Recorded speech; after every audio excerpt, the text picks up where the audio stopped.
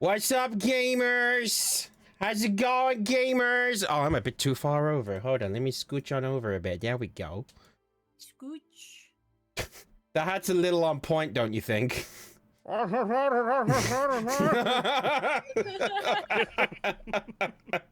did he say? I don't speak hat. He's talking about sorcery. I cast reduce. Wow. Wow, you're really gonna cast reduce right in front of me? How dare you? What? I'm not getting anything today. It's okay. Speak louder, Thrask. Am I coming in all right? I think they meant your hat. Oh, right. Yeah. Just a thought. Just a thought. I'll get closer to my mic just in case. I forgot I need to activate Jibber Jabber so that Pip talks. Oh god. Oh jeez, oh fuck. Ah! No. Ah! If everyone's just like, it's like Amy's, oh, you got a lovely mustache. It's just like, and then Marty, it's like, you got like something on your face. What? Guys, that's just my eye. Don't worry about the fact that it's like detaching when I talk. It's fine. Amy doesn't have a mustache. the next section of detached retina. Never heard of arcane eye? Get with it. This is how he's able to have such a high perception. His eye is detached. It's like, look me square in the eye. That'd be frightening, wouldn't it? What'd you say? Wait, can you make What'd you it say? smaller than that? Oh god, I've got a pacifier. Yeah, I can actually. I can make it really tiny. Yeah, so that you could put it inside your eye there. There we go. Why isn't Pip oh my god. Just gotta rotate it, right? That's the Well, right it actually works kind of well for Azalea's look there. Yeah, there we go. Oh my god. Hold on. Oh Jesus. Stop looking at me with those big old eyes. I'm just gonna There we go. That's better. What if I put it on this one? Oh god. Oh. Starting to go more anime. Yeah, it's like Yeah. one of those anime characters that like their eye can just pass through their hair completely. Exactly. As I reveal, you can see Az's eyes in, I think, 2 of her poses.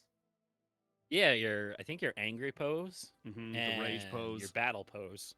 Yeah. When I'm shouting, it's in my battle pose. Yeah. Otherwise, it's in my like pure rage. And even then, that's a little bit more of a exaggerated expression than it is your actual eyeball. Oh yeah, that's just me going, I'm gonna murder you. Bigly Bunder, you're about to be 6 feet under.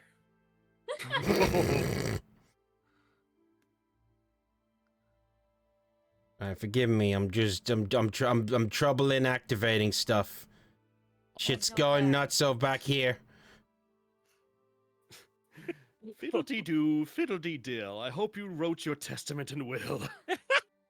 Oh. Oh god, that's gonna be a great one for your next character. Oh my god. Fiddle-dee-da, fiddle-dee-dee. Rhyming Undertaker. Should bring the guy over here. What you doing there? How's the troubleshooting going? Fine, okay? Leave me alone. Alright. I'm gonna go back to my eyeball. Oh god, I just gotta You gonna talk now? Thank you, Silicon There we go. 1105 for the bits. Witness the power of my sparkling fur hypnosis. Behold as my fur shimmers and captivates all who gaze upon it, spreading happiness and Maddie, stop taking enchantment your eye to the throughout table, Twitch considered chat. rude. No. Your generosity fuels my magical abilities, go. and Idea I is am a forever magician. grateful for your support. Oh, wow. Wow. What are you doing? I'm not a wizard! I am a beg to god! differ. You have a hat. I was about to so- say, are you sure about that? You got the glasses, the cloak, the evil mean, it's all tendencies. there. I'm Thank pretty you, sure you're a wizard. MJ86 for the bits. Your contribution Don't make me is deeply bring out my appreciated extra by me and dimension. my legion of Ipips. Let me Domain showcase the might of expansion. my cosmic ears amplification. With a twitch put a and a cup of flick, coffee on my your ears mid-game. harness the power of the universe to amplify positivity and joy in our Twitch community. Thank you for your support. Why did he say it like that? What? Amplifying positivity and joy. And then he just goes positive joy in our Twitch community. Thank you for the support. To be fair, when you had the other one going, it was like really bizarre with some of the ways it would say things. In our community. Oh God. Right. Mess diverted. Let's begin the other one. Oh yeah. Right. Oops. I mean, I'm excited for this one because I basically just have to light the torch and then leave you to it. All right. Anyway, the last session. Whoa. Tempers flew and sparks flying all over the place. Some tentative emotions releasing in depth of character and god alike.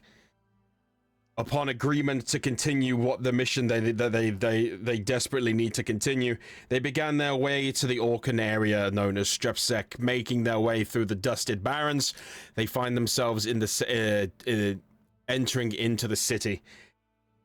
Marty given less of an appreciative entrance for his previous unfortunate crimes, everyone else being gathered in.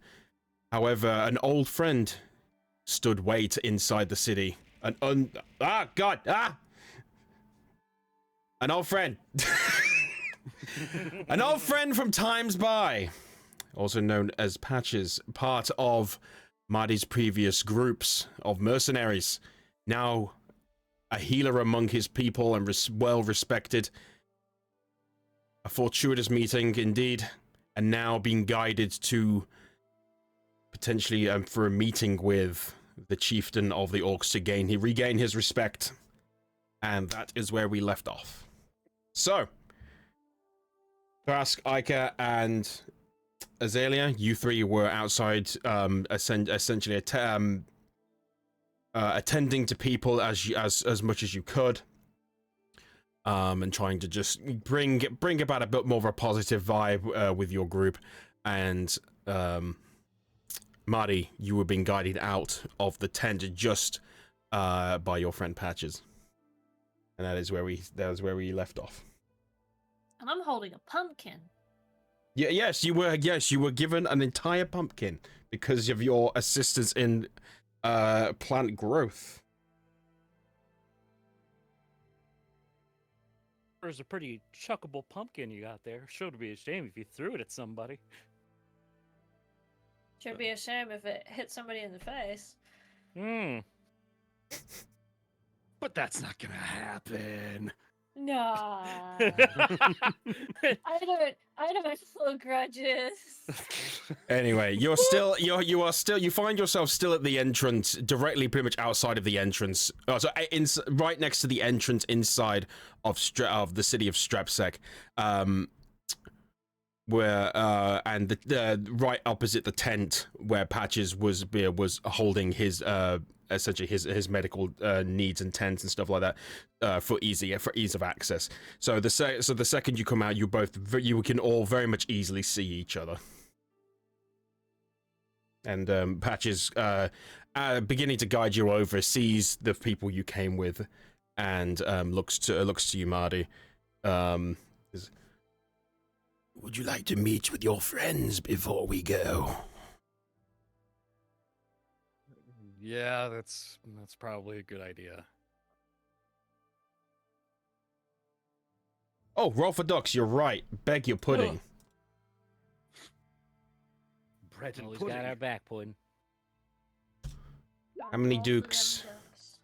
74. Holy shit. A lot of ducks. That's a lot of Very fucking ducks. respectable amount of ducks. That is a respectable amount of ducks. It sure bodes well for the session. Anyway, continue. Yeah, that's probably a good idea. I'm not sure what's ahead of me, and I might be separated from him, so it probably would be best to keep him in the loop. Patches walks up with you, kind of not holding you per se, but with making it well known that you're with him at least. And he guides you towards you. You're pretty much at the almost directly at the entrance. You can pretty much see the guards outside of the front of it for the ones who let you in.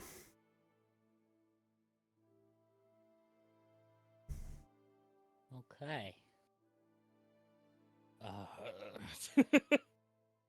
I secretly know what we're supposed to do, but I don't know how to start it. I mean, Azalea right now is just holding pumpkin. So she's just gonna like look at the pumpkin, look at her friends, and she's gonna split it into 2 pieces. One for Thrask and one for Ica, and that's it. Oh, thank you, Azalea. I'm not sure if I've ever had pumpkins before. Definitely not something that would have grown in within the sands of Kirikiri, so definitely not. Well, I think Thrask will be trying to listen to Mari while maybe just like using his tongue to try to like slowly taste the pumpkin to see what it's like. I'm just imagining this like staring dead-eyed as he lifts it up and just like. You need the Malem. Malem! Yeah. Oh, Hit us with the mlem, y'all. Yeah. Anyway, well, as you're tasting upon it, new tastes are very like almost pulpy, fleshy, with a very sweet taste to it.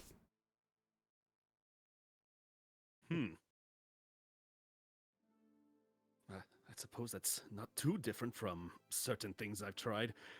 I can't get the image out of my head. It's like, all right, Madlock, what is our next task for the gods?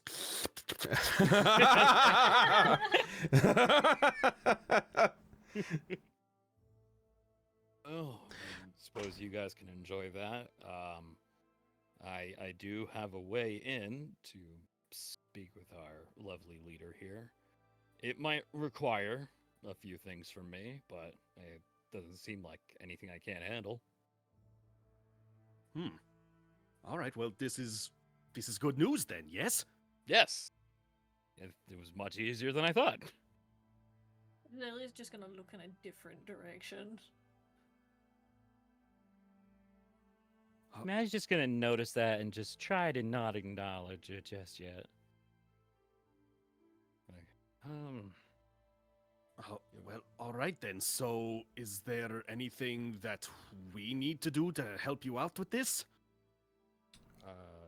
He kind of looks over to Patches. Like, any suggestions? Well, who am I speaking to? So I know that you're friends, but Oh, I am. Forgive me. It's not just me who has been blessed. So he goes around. This is Ica. Oh.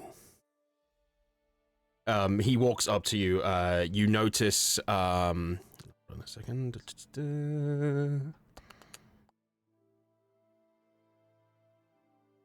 Where is he? Yeah, you notice he has an extremely graveled voice. He's covered in, he has his hood down, but he's covered in kind of like white, almost like very dirt white robes. Nothing fancy at all. You could almost confuse him for a beggar. But you notice almost half of his entire body, including his face, is like malformed and burned, but has just been left to heal that way. As he comes over to you, Ica, and gives you he puts his arm out to give you an Orcan greeting, which would be grabbing the other side of his arm as well and shaking.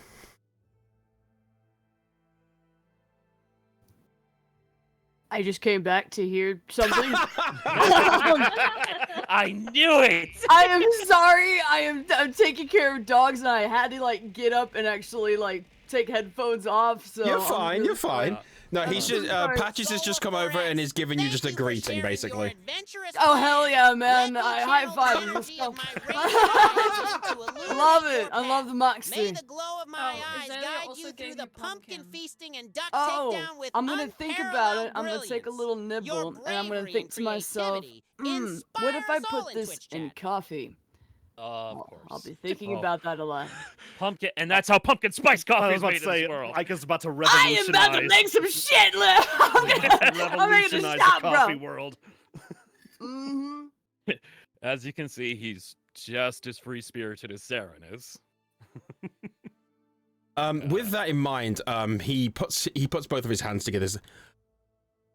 If I may request, would you all follow me outside of the city for a moment? I would like to speak with you all.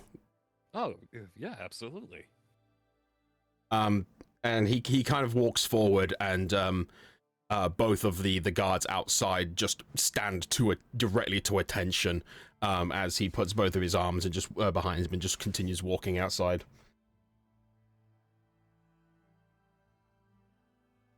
I guess we're following him, oh boy.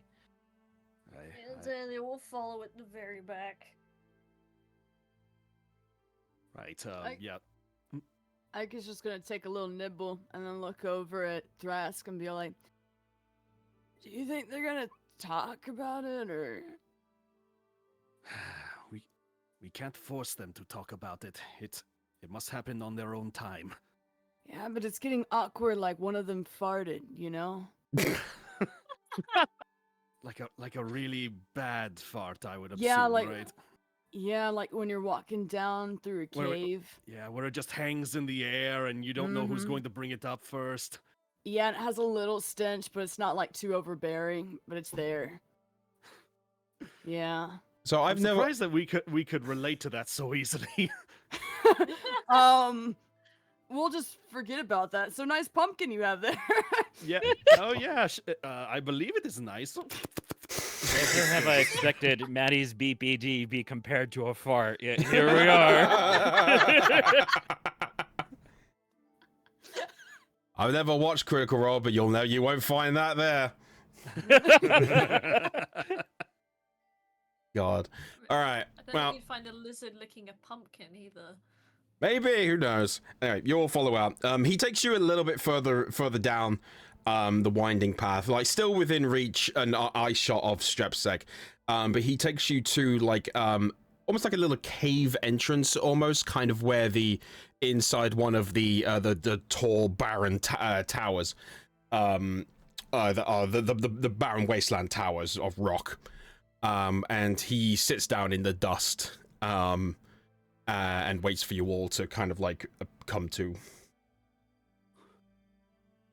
Yeah. And it kind of walks over and stay close to him. I'm just like, yeah, I don't know if he can hear me still, so. Okay.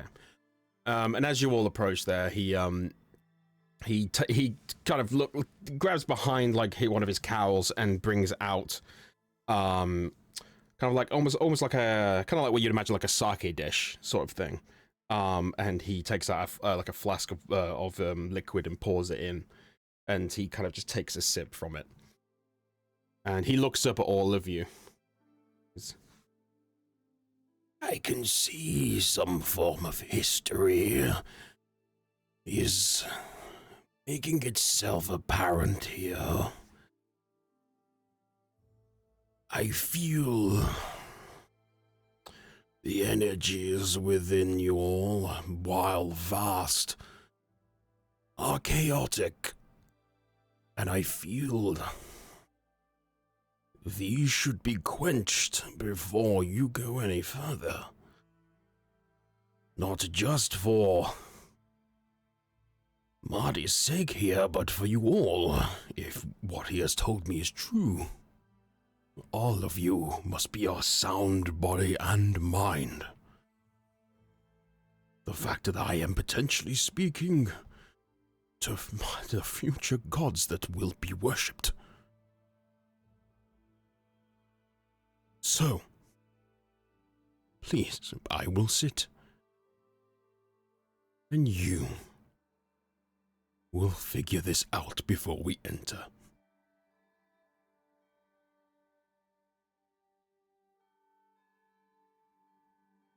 You know what? Fine.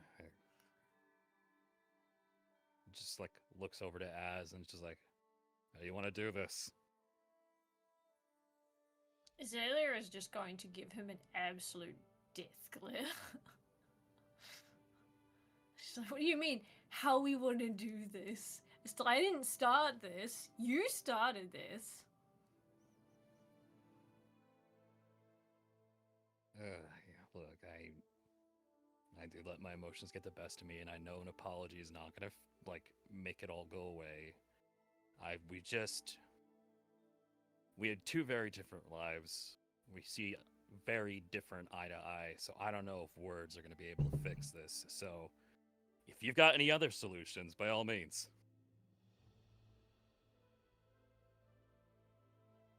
Alright, Azalea's gonna punch him in the face. Awesome. All right. Alright, I'm gonna do one thing first. So I'm gonna. Alright. So Azalea is going to just flex. So she's gonna like properly flex her arms out and stuff. And she's going to grab the cloak that she's been wearing and she's gonna just shove it at Thrask. And I have a picture for this. Oh, you do? I have a feeling that I missed something very important. Why is the bus music? You'll see. Yeah. Oh God. Alright, I'm gonna put this in. Where did the thing go? Oh, there it is. Yeah, if you give it to me, I can put it on the screen. Oh yeah! Yeah. Oh, Powerful. You can, oh man. grab it from there, Andy.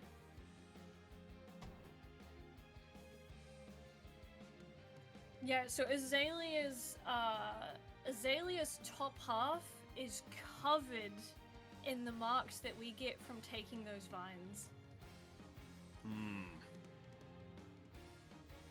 Nice.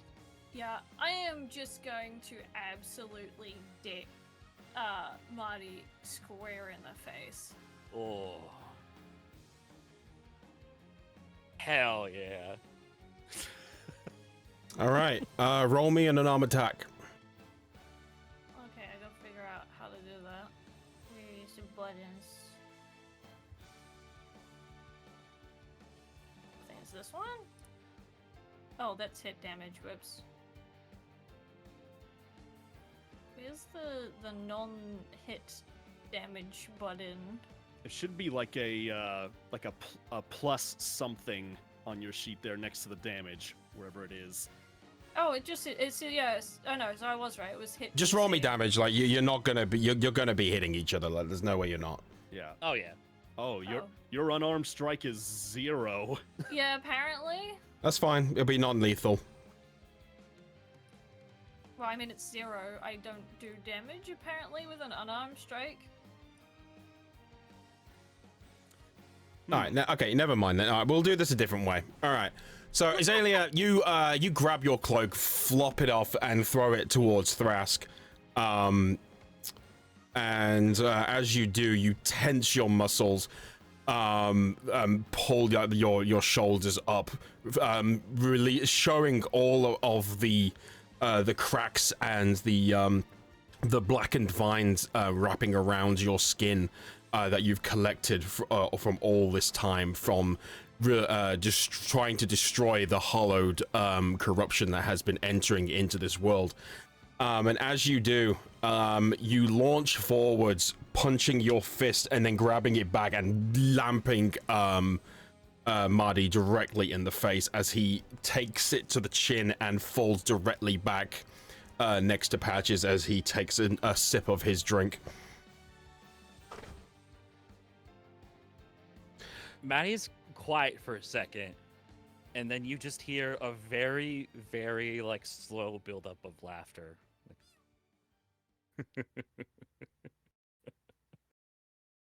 Oh, that's more like it. Maddie throws the ball and chain away. It's like, now. Let's do it, knife ears! Come at me! Knife ears, the fuck?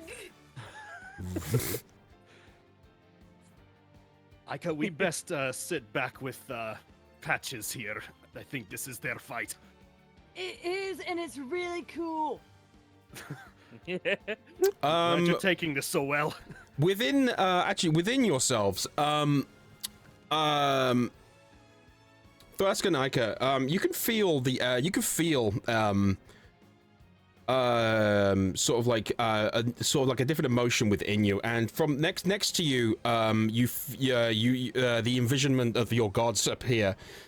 Sitting next, Seren sitting next to you, Ika, and Thrask, as she's standing as she would, her grace obviously would not touch the ground. And you feel a strange emotion. You feel Thrask, you feel almost familiarity, like a typical sort of like almost like tisk motherly feeling. And Ika, from Seren, you feel absolute glee. You feel like you feel like almost as if you've been waiting for this. Oh my God. Marty, from you feel Kurtz appearing from behind you, grabbing onto your shoulder, and kind of like almost leering over the top of you in this cave, as he stares towards Azalea, and you can see the biggest fucking grin, the biggest shit-eating grin on his face. And Azalea, you see Erelith above you with an even bigger shit-eating grin. They've been fighting for ages. History repeats itself. What you're after my mom, man. What you are feeling right now, you Azalea, you're feeling almost bestial. You're feeling as if nature's you're feeling it's almost as if the creatures of this world's nature is formed from this familiar family bond that you're finally feeling.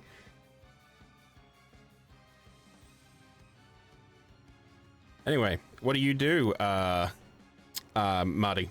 Oh, we're going in for a swing, baby. I'll do it, baby.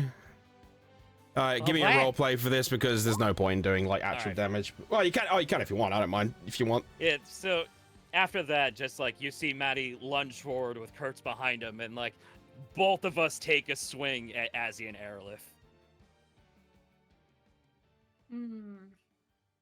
Azalea is gonna take the hit like head on. Like no, she's not even gonna attempt to dodge. She's just going to just take it. Oh, I know how to describe this if you would allow me. If it's what I think it is, yes. Okay, cool. So you lunge forwards with Marty with kind of like almost propulsion as you lunge forwards, the dust covering almost the entirety of the cave, as you feel an impact within the dust, and then later you feel an even bigger one smacking above you as it bounces and echoes through the cave, and as the dust dissipates, you see both of your fists have connected, but to what avail? As you do, you can see that Azalea has barely even moved. And she turns to you. But Azalea's barely even moved at this point. Like, even she's just been facing directly forwards. And as you look towards up above, you see that Kurtz has made full contact with Erelith as she grabs and as you see her, she grabs his hand and holds it back. Is that all you've got?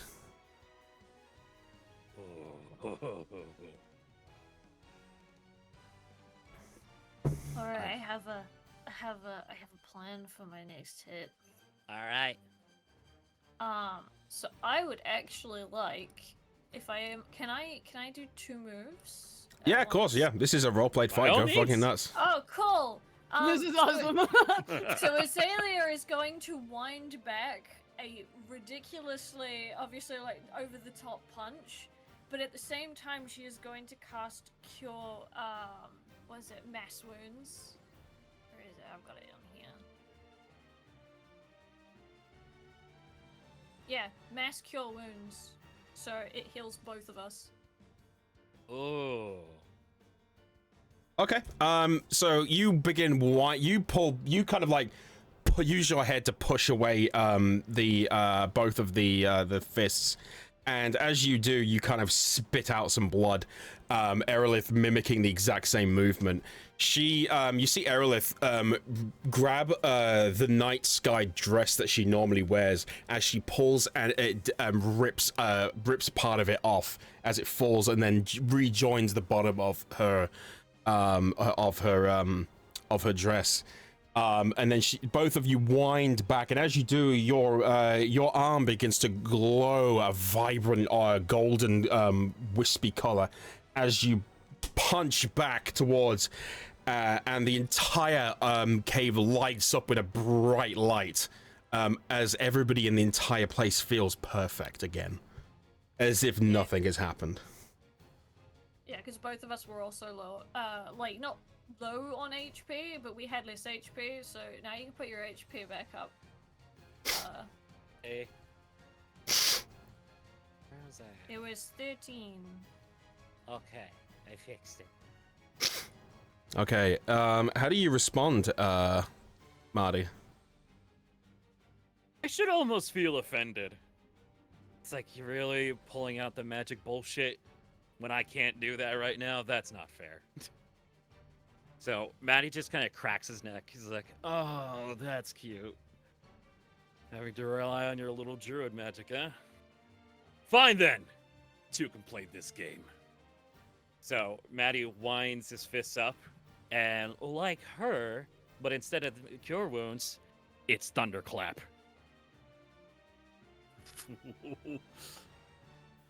So much thunder! So take the swing, and then he's whistling to make the spell activate, and then boom, as it hits, both the punch and the spell go off. All right, remind me of Thunderclap. Thunderclap is you create a burst of thunderous sound that can be heard up to 100 feet away. Each creature within range other than you must succeed to a Constitution saving throw or take 1d6 thunder damage. I hope you didn't just kill your friend Patches. Shit. Okay. Okay. I'll give me. Okay. Put the spell in the thing for me if you wouldn't mind. Certainly. I also had a backup idea for this, so you're in for it after. That did that do it? I don't know if that did it. There you go. No, I was looking for more of the description. Sorry. Patches is fine. Don't worry about it. All right, you create a Patches went down. burst. Thras is a pretty good healer too. He can get him Alright. back up quick. You create a burst of thunderous sound that can be heard up to 100 feet away. Each creature within range other than you must succeed a Constitution saving throw. That can be heard. Yeah, The range because is 5 feet. oh, the range is 5 feet. Yeah, it's you can hear it's 100 contact. feet away, but the Oh, that's fine range. then. Yeah, it's a advantage is contact 5 spell. feet. Yeah. Yeah. Oh god. Yeah. Then you're fine. Yeah. No problem. Okay. Okay.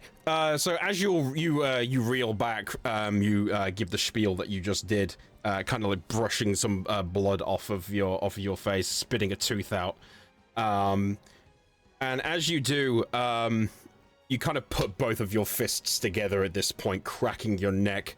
And as you do, Kurz almost climbs out of your back at this point, and you finally can almost see him. You basically almost full form at this point. He towers, he towers over all of you. Out of all of the gods, he is the biggest one. And as he does, he puts both of his together as well, and you see just red light emerging from within his helmet, and he kind of lets out a thunderous roar as he charges forwards ahead of you, smacking Aerolith, and then as it reaches back and grabs you to launch you directly at Azalea. And as you do, a thunderous clap emits from between both of you, the particles of the entire cave feeling electric. Just dust falls from everywhere as almost the entire cave feels like it's just been like an entire thunderstorm has just rolled through. The hair on your skin standing on edge. You definitely felt that one, Azalea. Oh yeah, I imagined I felt that one. She's gonna quickly just reach into her hair to make sure that a certain someone is not fried. Oh right. Oh no! Well, Don't worry. After he realized what was going on, he's just sat behind, right next to Thras, just playing with his toes. Oh, very nice. All right. Well, in that case, she's just gonna like slowly stare at him, and she's gonna just flex her fingers out just a little bit and raise her hands up as she casts Entangle. She's going to. I want his arms wrapped. All right. Could you get the spell in there for me? All right, I can do. Where we at? Down. I did cast it. Did it go in? It didn't do that. Cool. All right, I'll just. Just send me it. It's fine. Yeah, that's one weird thing There we about go. Roll20 is that I think you have to like select your game piece on the board before your rolls actually start showing up. I think that's what Oh. it is, yeah. Yeah, I So think a lot of programs, including Foundry, do that sort of thing. So. So if you Just to make sure that you're on the screen like, hey, are you still paying attention? No, okay.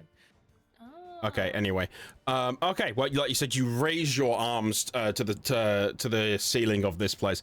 As you begin to feel the earth beneath you shake.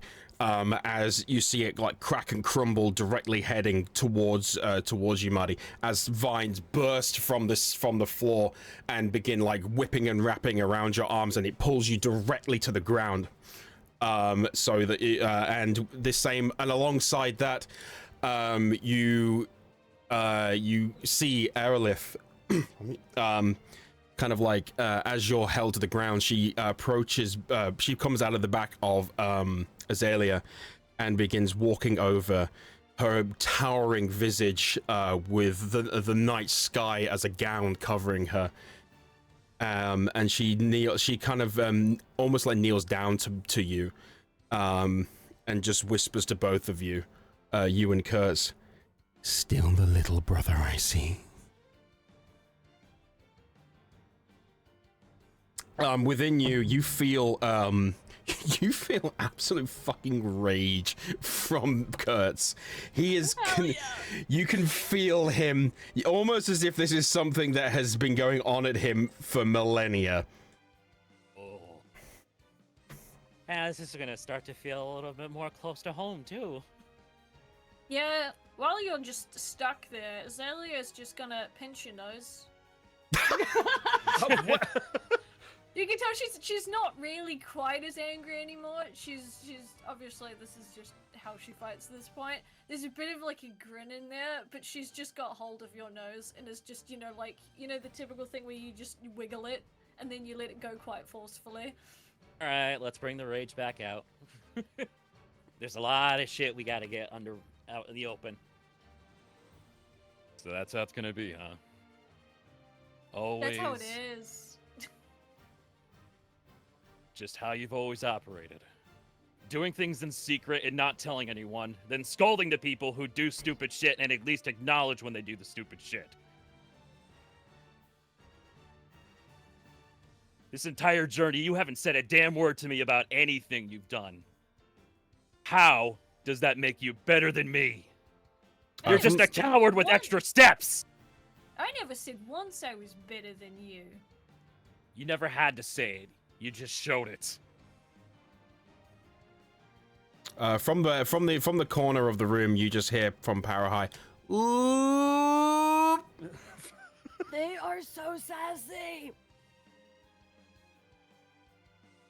Thrask maybe pulls out that little vial of cactus juice that he's been keeping, and maybe he's looking like maybe he needs to take a nip. As you do that, Patches walks on over to you and puts his hand on your shoulder and just pours in a little bit of his drink. Trust me, this has gotten me through the worst of times. Respect. He gives you a fist pound. Azalea is going to kick Marty right in the face. Yes! Oh, I love this! She'll let her vines go at the same time. It's just like, I never once kept anything secret. None of you ever came to check on me. None of you ever asked me questions. You didn't include me. You just did whatever the fuck you wanted, so I did whatever the fuck I wanted.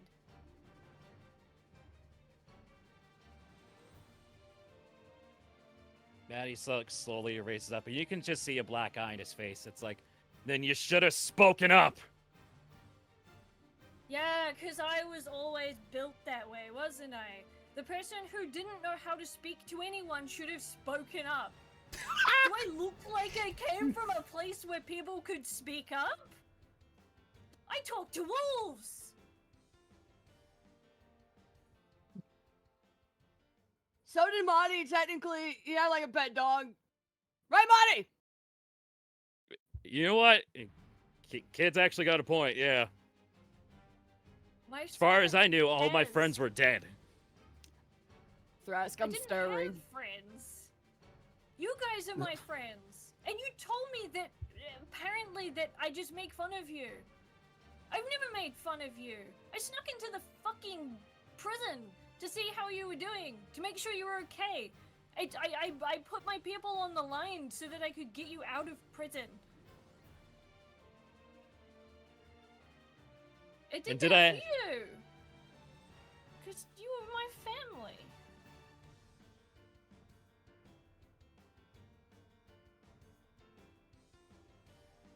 You can see Maddie just kind of like, just slowly put his arms down. And he's like, all right, maybe you're right. Then just hit me one more time.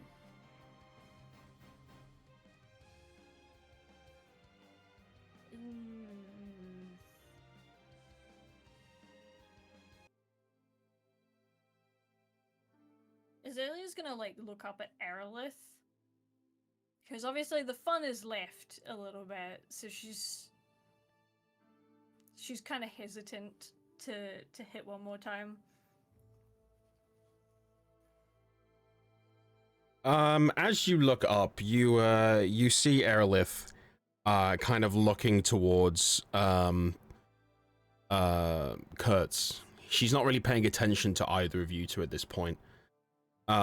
Within her visage, you can see kind of very, you see her emotion has changed to very solemn, very caring, very thoughtful, almost as if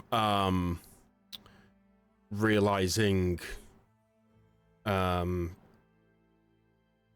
of what they've been doing, almost as if you've been doing something embarrassing in public, if you know what I mean. And as you look to as you look up again, you see Kurtz, and he's kind of still like breathing heavily from what you can tell, but he begins to slow in pace, and he kind of gets himself back up and puts himself into more of like a folded arm, sort of like guarded but proud position. And you see both of them kind of approach one another once again and embrace in a hug.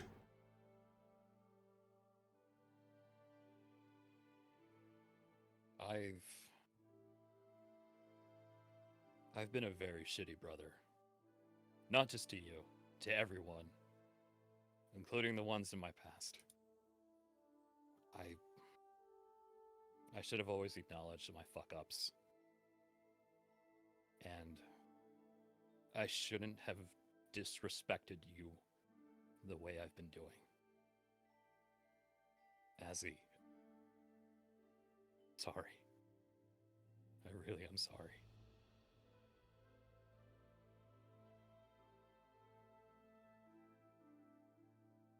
Azalea's gonna scratch your head a little bit and just kind of she's clearly fidgeting and she's not sure what she's supposed to do because this is not normal. So she's just she's gonna look at Thrask and Ica just to be like, what the fuck am I supposed to do? Maddie sees this, and he kind of just has an idea, and just gets to her level and lifts his hair up to show where the black eye is, and he's like, you know, you took out my good eye. I mean, I did originally heal it, and then you hit me with non-healing magic. I just thought it wasn't fair that you were doing the fun thing and I couldn't do the fun thing. So I mean, we're kind of like gods now. Sometimes you don't get to do the fun thing. no, this. Pisanto doesn't like me doing fun things anymore.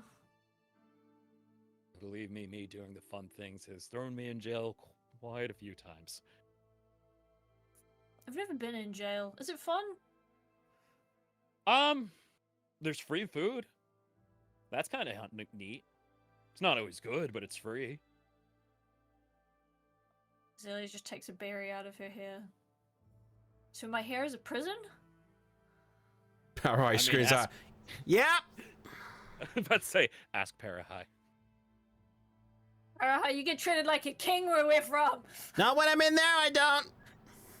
You chose to sit in here. Not my fault. I don't have room for furniture. Have you seen the other three? He points at Thras. He's bald.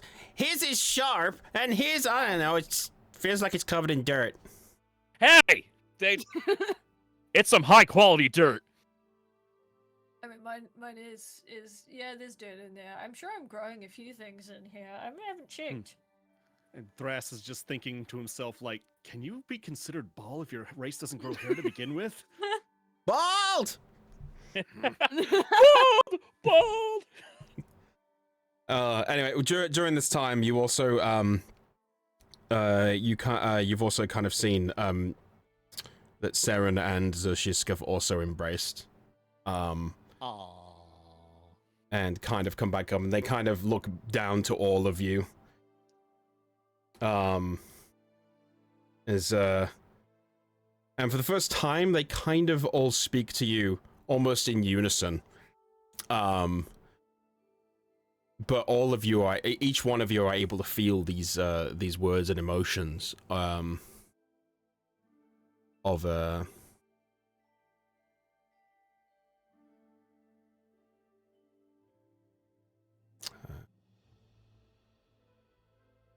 the situation we have put you in is unfair and unjust.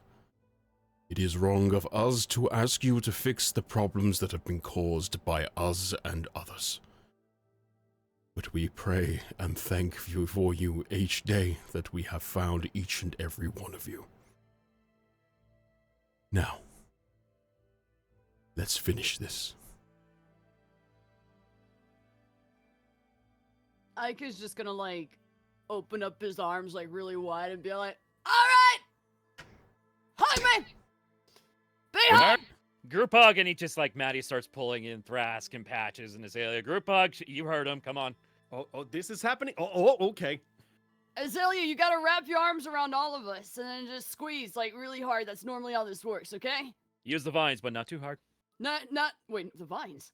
Yeah, Azalea's just gonna use entangle around. Okay. I was expecting you to turn into a bear, if I'm honest. All right. I don't have any wild shapes left. All right. New family rule. We're family. We don't insult each other unless it's really, really funny. Deal? Deal. Bitch. See, that worked. That was pretty funny. That was funny. And Patches. and one more. If we have problems, with each other, let us all speak up about them. Let us not hide them away. Family does not keep secrets. Patches gets up and brushes himself off and puts his drink away.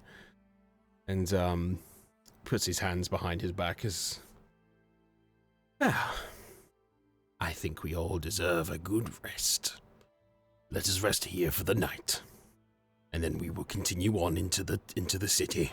And we will deal with the little problem that you have. I should probably actually sleep for this one. I have no idea how things are going these days. Yes, I think a fair rest for everyone would be appreciated. I'm sure we can set up a suitable camp out here for all of us. That would be nice.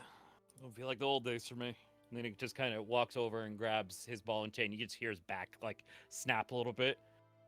Ow! Oh! Are there, Oh, Jesus! I was gonna say, are there any like plants in this area? Twigs mostly.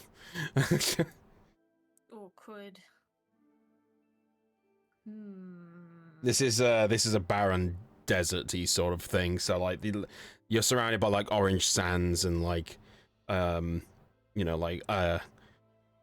if it almost feels like there's an iron in like in the air, like the taste of iron in the air, and you know this is not somewhere something comes to grow and live.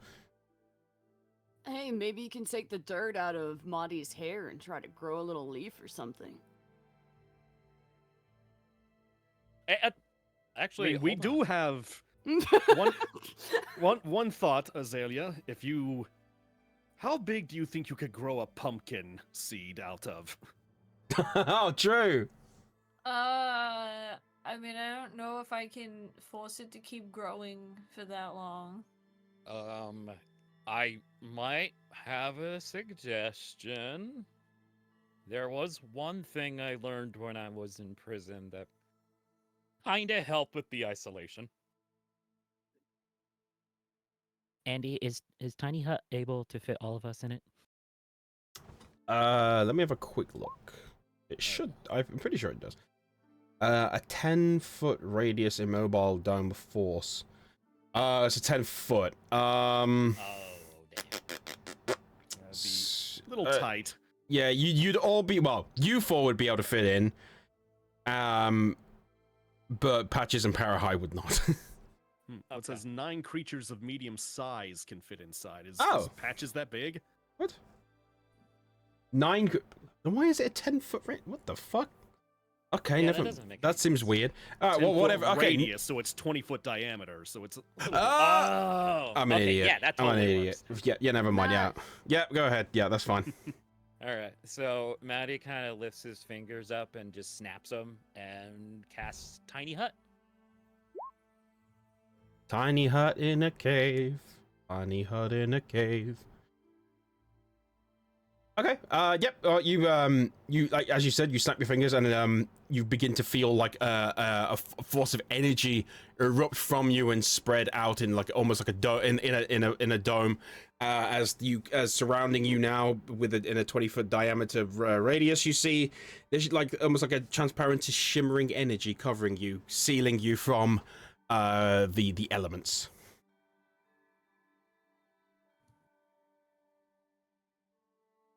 Nice hut. Thanks, I made it myself. So, yeah. By the way, you two are still in combat, by the way. Oh, whoopsies. Whoop. Get in the hut. Why does Marty have Minecraft powers? What? Azalea's still like there's no plants, so she's gonna like scoop some of the moss off her pant leg, and she's going to grow moss almost everywhere. Aww. It's soft.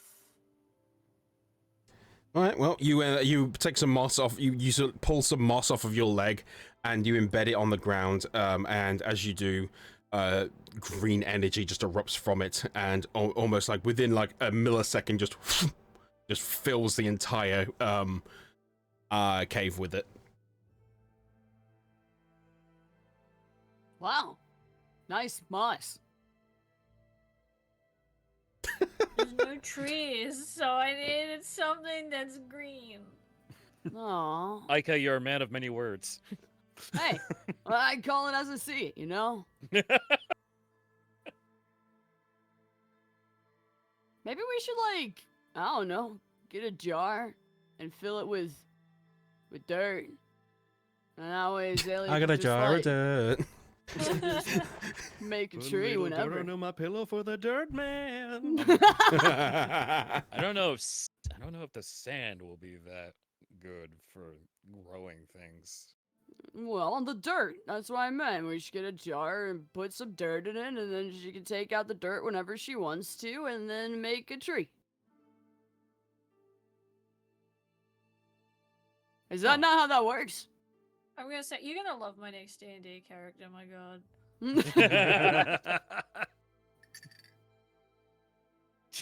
I almost want to still be in character. The fuck is D&D? This is real life. Take it serious. What are all these stones doing in my cloak? And it's just dice. I just shake out. It's like, whoa. Thask, you want to come with us? Wait a minute. Oh wait, what No. if these roll? What if these says 1 and then you suddenly get like smacked in the face by something? Oh. My life. I just noticed 74 ducks sitting outside the cave entrance. Yes, Oh, true. sweet You dinner. did. You did, absolutely.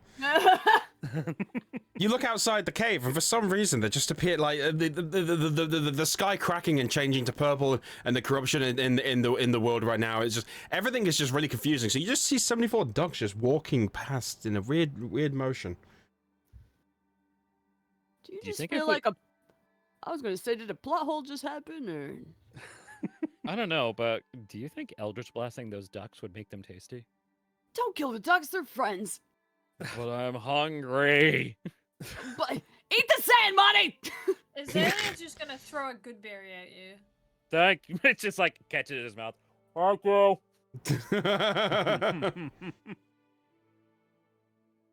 I mean, I offer you some pumpkin, but I think I've kind of tasted all over this piece I have. That's okay. I mean, gotta watch out for those orcish pumpkins. Watch out for orcish pumpkins. Why is that? They grow legs. They what? Yeah, I'm surprised nobody told you that. No, nobody told me this. Am I gonna have a pumpkin person in my body? Have you Well, seen them it's- run? I didn't even know they had legs. How could I know they ran? It's okay. We have a doctor with us. It's fine. you just No! yeah. As you turn, you see Patches. He just goes, "Yes, no, that is real." I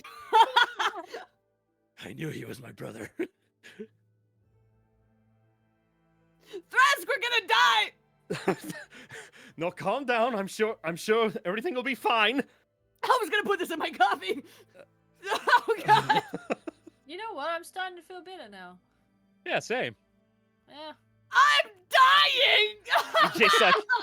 He just like looks over to ask, Is "You know this what's piece really- going to sprout legs in my something hands? really nice about fucking with our friends?"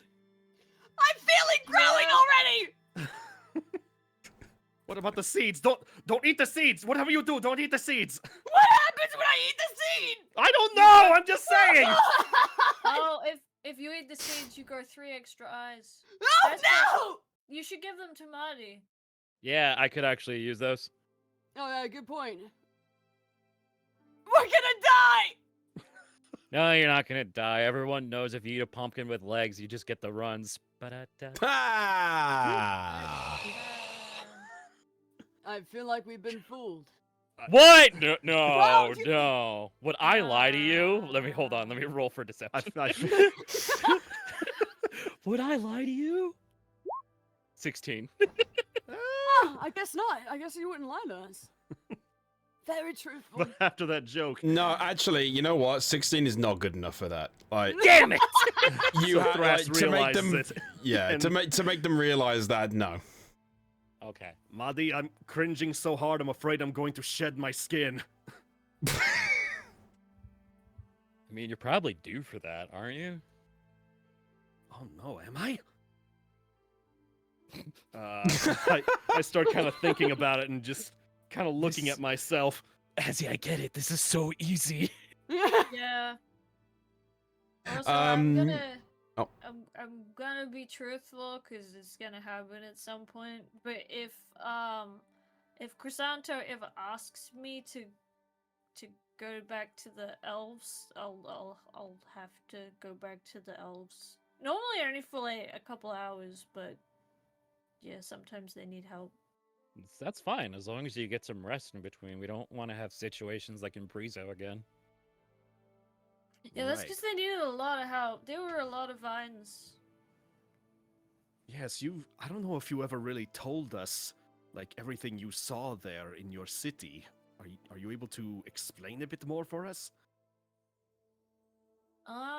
Well, we normally have trees, so they cover most of our cities. You can't really get in, but there were gaps, so a bunch of vines got in, and then creatures got in, and then everyone is stupid and wouldn't feed the people from the lower branches, so they had no food.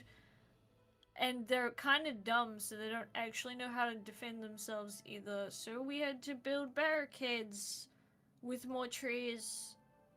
There are so many trees.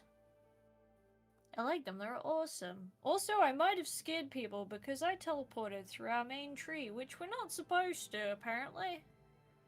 Nobody told me, so I just did it. Oh, so when I do something stupid, I get thrown in jail, but when you do something stupid, you get turned into the head. That's because I basically ruined all of their beliefs, and Aerolith agreed with me. Oh. Yeah, you They- didn't change the government, did you, Marty? Not yet. No. Not yet, yeah. Yeah. When we elves are born, because we come from one cool tree.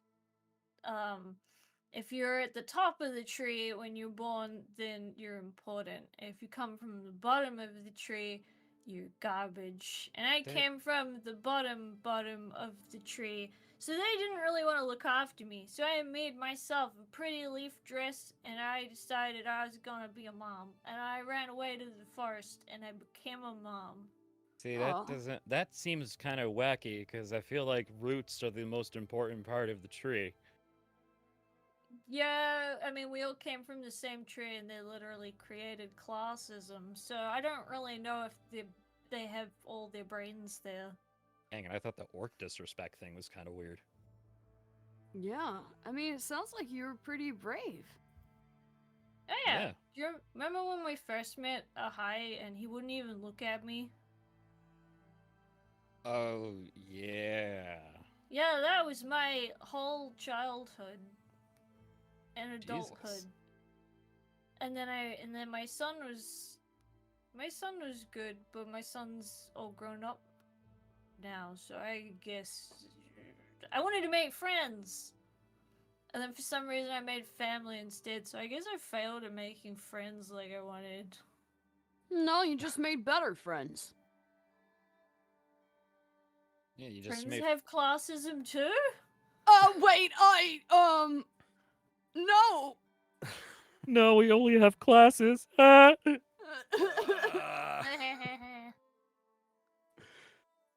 So was that the whole reason you joined the competition from Hapori in the first place, was to find friends? Yeah. I see. Yeah, my son moved out, and then I guess I was bored. So I wanted to make friends. So I made friends! And then people ate berries, and it was great. And then Yeah. and then it got really real, which I didn't like. But I guess I met my mom, so it's okay. Something mildly amusing about the thought of joining a competition to make friends, and then suddenly you have your own deity's power within you. Yeah, there's a lot of random stuff going on. Eh, Yeah, I don't think I just anyone. feel like that's how the world is. Right. Yeah, the world will always be random, but I don't think any of us expected things to get to this point in our journeys. Yeah, and I was wearing the key that made it happen. And I didn't even know. To think it was all. It just seemed to all perfectly fall into place. Yeah, it did. It was interesting when I was watching both of you fight out there. It was hard to explain. It was like I had seen it before, which I know I hadn't in that sense, but it all felt familiar. Hey, same. And it was awesome. You guys should do that again. There was something cathartic about that fight. Like I've been wanting to do it for a long time. I don't know if Kurtz and Salith have some history I don't know about, but it felt very close to home. It does make me wonder, though. Like,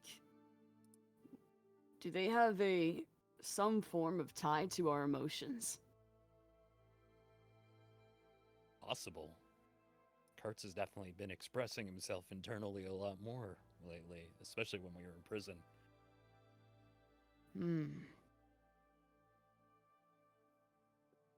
I mean, the more they're with us, the more they become us. I don't know. Yeah. When I was making the decision to lift the city, it felt like Saren was against me. Almost like I was fighting him. It made me feel really indecisive and unsure. But I did it anyways. Maybe they do have something to do with our choices and our feelings. Maybe.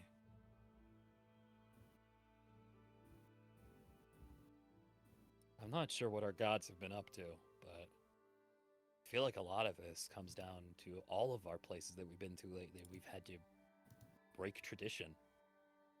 Like with you, you brought the city back to the surface. Thrask got his people to see him. Azalea, despite doing everything behind the scenes, she got them to not look at such elitism anymore. Maybe that's the key. Maybe just fixing the mistakes of what they've done in the past. Yeah. So you're saying the destiny of the Destiny dudes is to break destiny? Yeah. That's definitely a way of putting it, yeah. Well, I guess we gotta go break Marty's destiny next.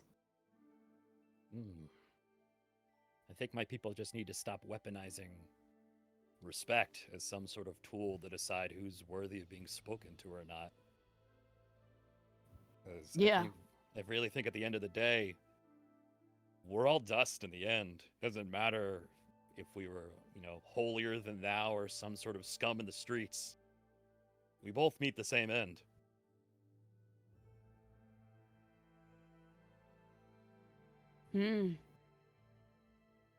Well, how are we gonna tell them that? Hey, you're all dying, so... Well, probably Without- not put in that negative light, but Oh, okay. I think just that realization that these four unorthodox individuals have gone through so much, and it didn't really matter if we were being looked up or looked down on. We just wanted to do the right thing.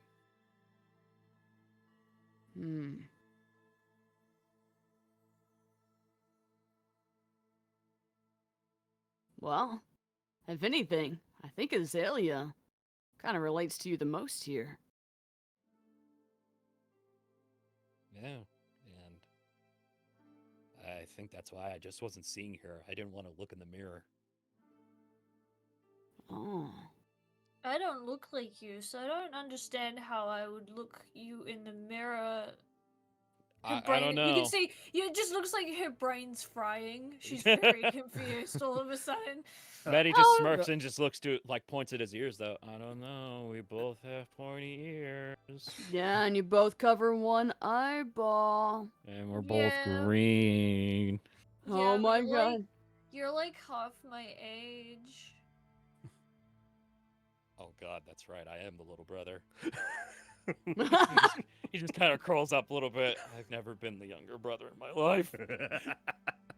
Although, oddly, I think you have more life experience than I do. I have mm, tree experience and parent experience. That's it. I wouldn't say that. Most of my life has just been fighting and fighting and sleeping and fighting. I think if anyone out of this room right now who has the most experience in life, it's Badges here. He's gone through so much and still came out the other side as he was. I kind of wish I was like him. I mean, you could be whatever you want. I guess that's true. I decided I was gonna be a queen. And I did it. Not very well, but I'm getting there. Slay, queen. I might get dethroned if I slay. Oh. It's okay. Oh no, I can resurrect people, it's fine. Wait, I think that's a form of torture. No, I don't want to do that. I feel like I may if have to anything, teach you the meaning of a word that's called metaphor, Azalea. Meteor. Okay. Good start. We'll work Wait on a that part. second. I just had a thought. You said you came from a tree, right? I did, yes. Do you remember when we were in Hapori and you drank the maple syrup? Oh yeah, that's why I thought it was cannibalism. Oh my God, it all makes sense now. Wait, is it actually cannibalism? It was tree blood. Tree blood. Your blood's tasty. I gotta put the knife down. Let's divert Okay. from that little path for Okay, a my minute. bad. Okay, yeah. Hard right turn right Oh, now. sorry. Hard Yeah. right turn. Don't let the intrusive thoughts win. Recalculating. Also, I know that we're pressed for time with Sapori, and I am gonna obviously be worried, but I gotta trust my son. If I don't trust him, then I feel like I'm a bad mom.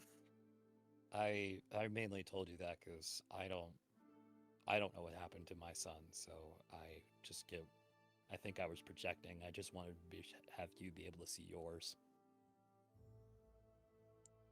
Yeah, I gotta. Sometimes being the parent is hard. You don't get the chance to do what you want. Sometimes you've just gotta do what the parent does. And I guess at the moment, I am also the parent to a lot of really stubborn, stupid elves. Hear that? Yeah, they're not the brightest. Neither am I. It's just easier with our people where we just see each other as siblings. So it's more like, hey, don't fuck up. Oh, you just gotta punch him. Yeah, like we did before.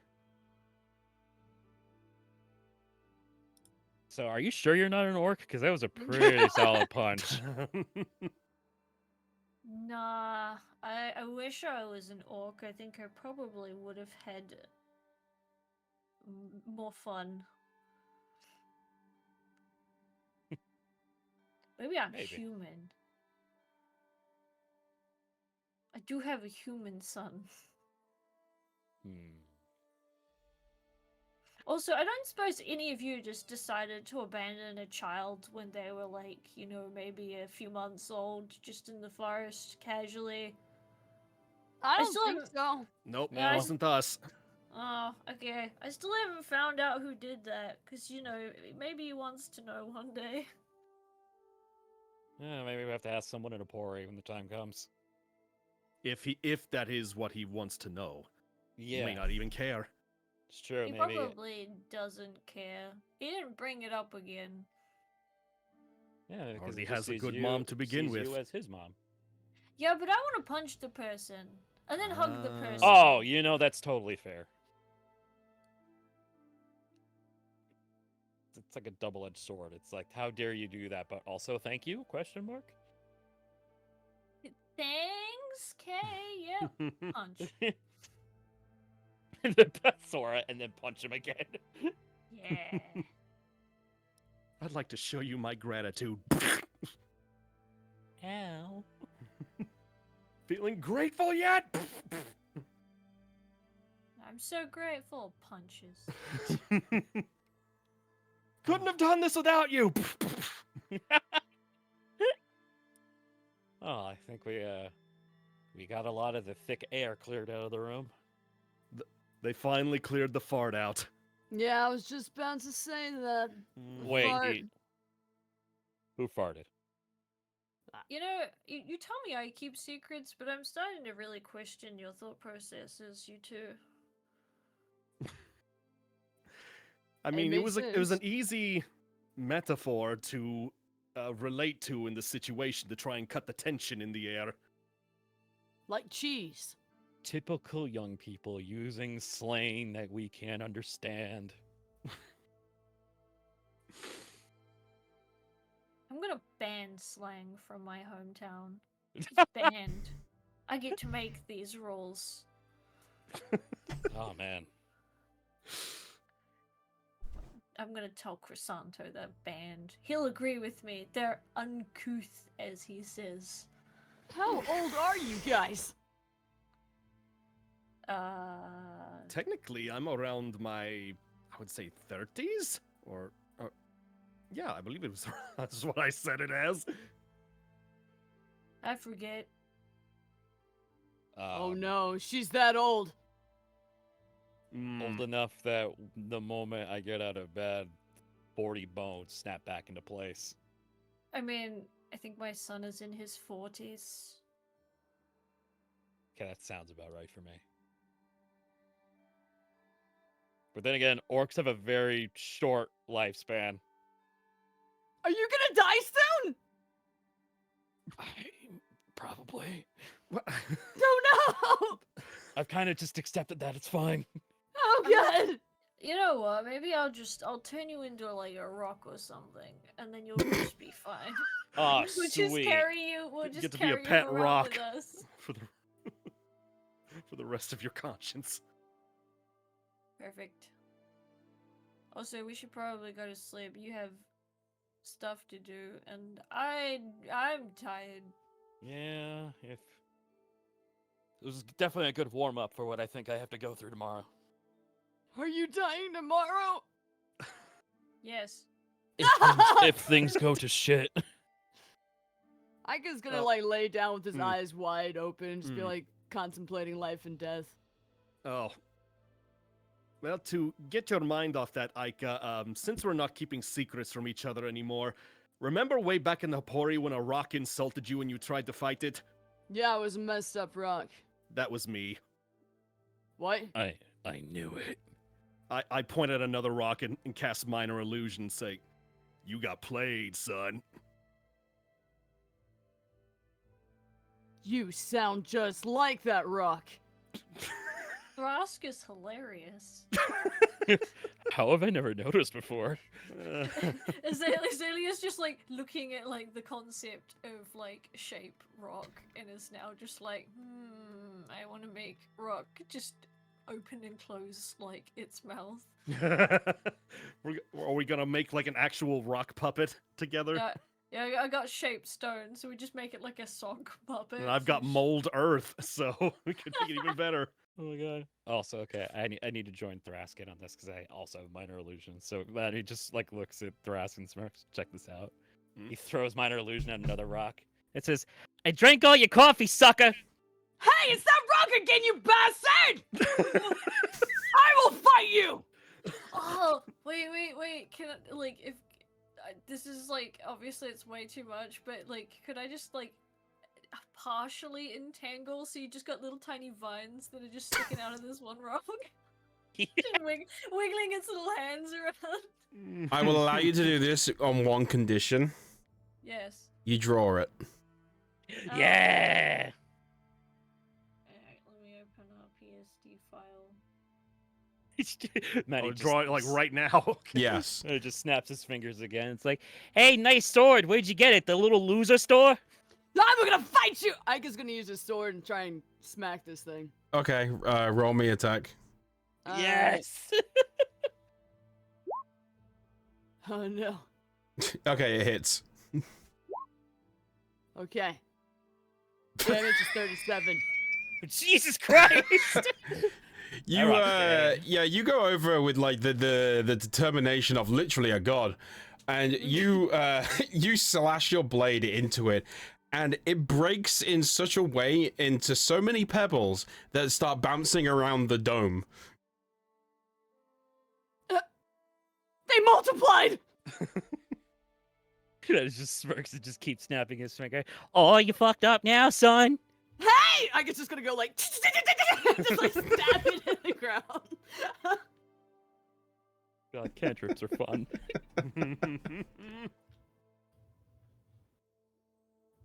There Oh, we go. what? It's just rock. Beautiful. She's got tiny little like weed arms now. It even's got like the almost like the New Yorker stance, like, hey, call me. Mhm. Hey, I'm Rockety. I like the right side with like the weed up to the face, like, don't hate me because I'm beautiful. Or it's like, you know, the anime feminine like evil laugh that they used Oh, to yeah. do where they Oh, yeah, that one. Yeah.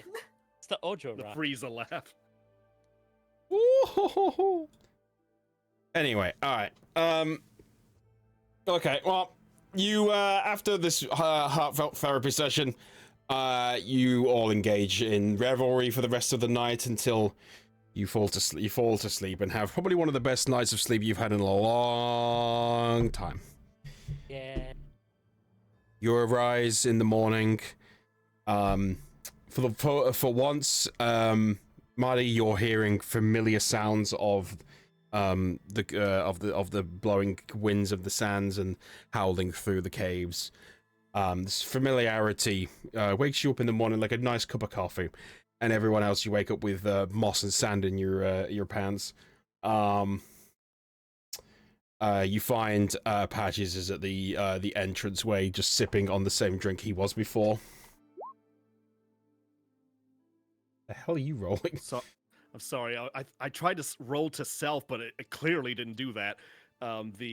My little staff that I used yesterday with telekinesis to help set things up, I had to recharge it a bit. Oh, right. Oh yeah. Let's see. Yeah, so that is a full charge. And before we head into the city there, I think Thras is just gonna come to you, Maddie, and just say, whatever happens in there, Madlug, know that we are behind you. And hopefully we can get through this quickly and effectively. Thanks. Worst case scenario, someone's just gonna have to patch me back up. Well, this is a little thing to help mitigate that, and just for the heck of it, I'm just gonna cast Death Ward on you. Yay! So, Oh, that's a familiar looking thingy. mm-hmm. You touch a creature and granted a measure of protection from death. The first time the target would drop to 0 hit points as a result of taking damage. The target instead drops to 1 hit point and the spell ends. Yep. Lasts for 8 hours, baby. Let's go. Patch is like, oh, this trial is gonna take 9 hours. It's like, damn it! You get to the chieftain. It is decided we will begin this in 8 hours and 1 minute. Oh, come on! That's not fair. I appreciate it. Makes me feel a little bit better. I can just go all out without worrying. Yes, well, just be smart about it. Yeah, I think being dumb has kind of costed me a couple of things. Hmm. Yeah, it cost me my dad. That's okay. Jesus Christ. Maddie just spits I out his mean, coffee like, Just putting it. okay. Yeah, just, Ika's like way too tired to even register what he said. He's just kind of like, okay. uh-huh. Ah. Azalea just looks at Thras and just goes, You know, if we'd been there, I could have resurrected him, right? Oh, Yeah, no. I probably could have done that as well, but we'll not bring that up now. Okay. So some secrets are okay to keep quiet? Well, this is not necessarily a secret. It's more of a stated possibility. Hey man, you guys are right next to me in a cave. There's reverb. I can hear you. You're too tired for this. Go back to sleep. Maddie just whispers, Ooh. To be fair, I met him. He was kind of a dick. Are you sure I'm not allowed to bring people back to life and then murder them again? you probably would have with this guy, trust me. Anyway, Patches turns around and just looks towards all of you and says, "Are you ready?" Ready as I'll ever be. Okay, well, if you would all follow me back into the city, I will take you directly to her. Oh, okay. Lead the way. Just straight ahead. Okay. Okay. Yeah. So he guides you all back into the city, and the same as usual. The guards stand directly at attention. At just him being there, with you, you were able to be just let in directly. And you're guided down the streets, and you head directly. Kind of the whole place is built kind of like on the barrens, but you're guided as you head down the streets and to kind of like a huge oval shaped building. Oh, actually, hold on, sorry, beg your pardon.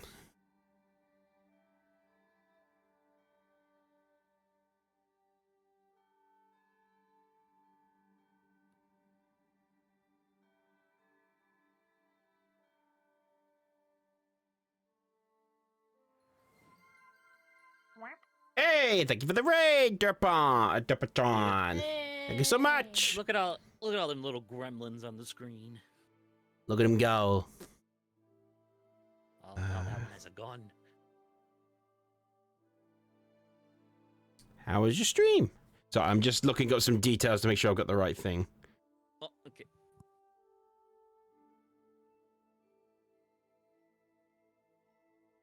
To be fair, you could always continue better while Andy does that if you want. Certainly. Hope the stream's been enjoying things so far. Oh, you're making a battle map. Sick. Ooh. Nice. Hmm. Sorry, I was also getting like at Sora because they brought up a reference to a recurring post that I keep getting for LNT, which is like a Yeah, I sort of killed the mermaid's father. Oh, yeah, I remember those. Sorry, he was very rude. He kind of deserved it.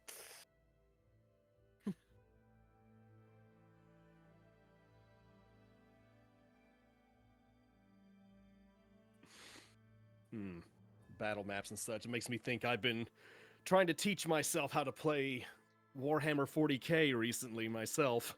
ooh. Been studying battle maps and the new rules and things like that because I never had interested in before until recently. And there's so many armies you can pick from in that game I never realized until now. Oh yeah, it's crazy. My I think brother tried there's- to explain it to me. Yeah, there's a few people on my server that are they paint minis. Mm-hmm. I think even my boss paints minis for that actually. Oh, Damn. nice. Yeah. Yeah, I've actually got some bear minis I found the other day that I might try to get some painting in myself.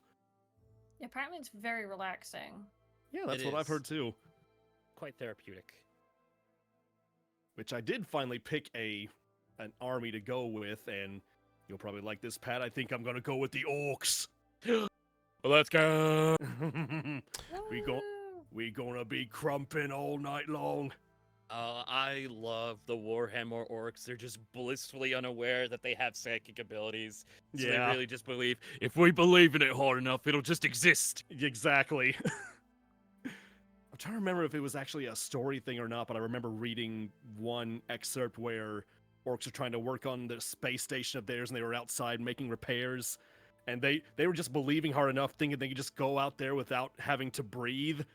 And then when someone actually asked them, said, "What are you doing out there?" Is like, "Oh, right." Just fucking, I love them. Mm-hmm. They're like my favorite rendition of orcs. Right. Okay. I'm good.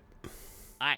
All right, anyway, so you're guided through the city to the central building.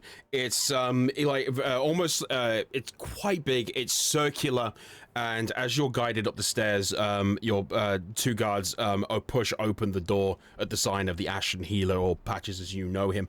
And as you enter on inside, the guards kind of like close the doors and stand behind all of you as Patches continues walking forwards with Marty with you at his side, and he kind of steps in front of you and he bows his head towards the other end of the room, and at the other end of the room you see a huge throne with an individual laying basically across it, a giant among even the largest Orcan people, standing a full 8 feet, glistening dark jade skin forming around a perfectly toned muscular system, dark black hair braided and held together by a carved bone, her body wrapped in strong but flexible tanned leather barely covering her chest and crotch, her left leg tightly wrapped in direwolf fur and more leather connecting to metallic boots, her right shoulder home to the skull of a familiar creature actually, a hollowed hound. Her left arm opposingly out of balance to her right half by virtue of being missing entirely. Finally, a long grimaced face, 2 scars across from top to bottom. As he rises back up. My chieftain, I have brought you someone who requires your opinions and requires you to regain his respect. And he kind of bows back and kind of moves to the side of you and begins and pushes you kind of a little bit forwards. She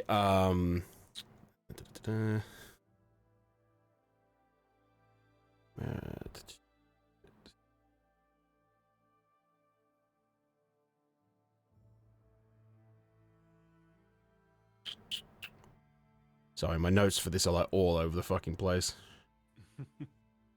All right, which one of you put the blush marks over my head? I'll allow you for this one because I would be a hypocrite. Oh, because like in the back of my head, I'm just going, smash.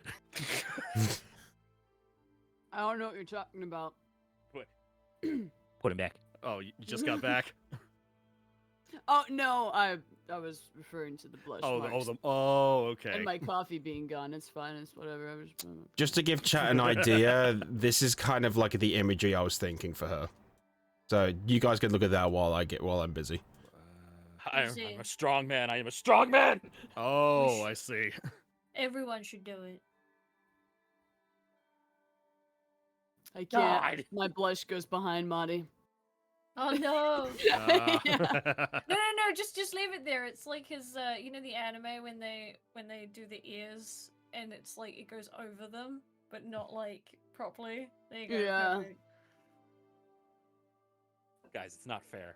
I've known about this design for a very long time, and I'm normal. Fine. I'll just give you these then. Oh no, I can't pick them up anymore. Oh no! Now I just have a weird mustache. I wanted to be like, I said, "Oh, you're acting normal, Maddie? What color was the door when we walked in?" There was a door. Wait, since when do we have a door? There it is. Anyway, with that, she kind of she steps on up. The ground itself you can feel almost shake at this point, as she begins to picks up with her one working arm an axe that she has to the side of her throne, as she begins to trail it towards you as she walks slowly. She as she enters your vision further and gets up to you. She looks down to you and just utters words. Within this room alone, your restrictions of speech are lifted. You shall address me and me only. What is your birth clan name? Tolran Ironscale. What is your disrespect?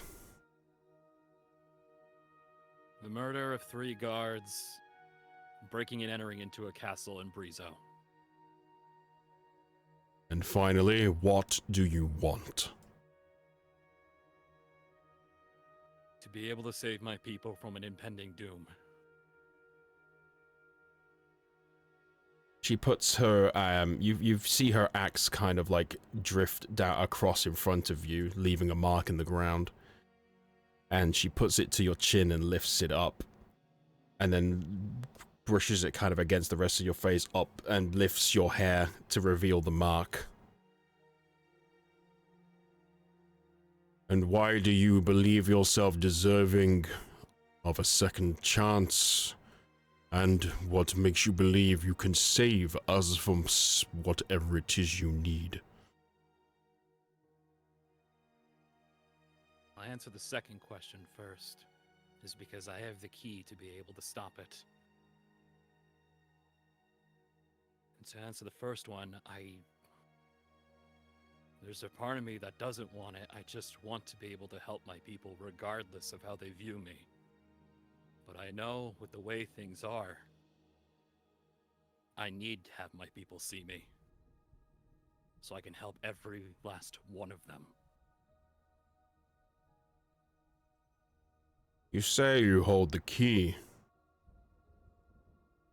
But who are you? I do not recognize your name, your clan. What makes you think, I repeat, that we need you? Because Kurtz is with me.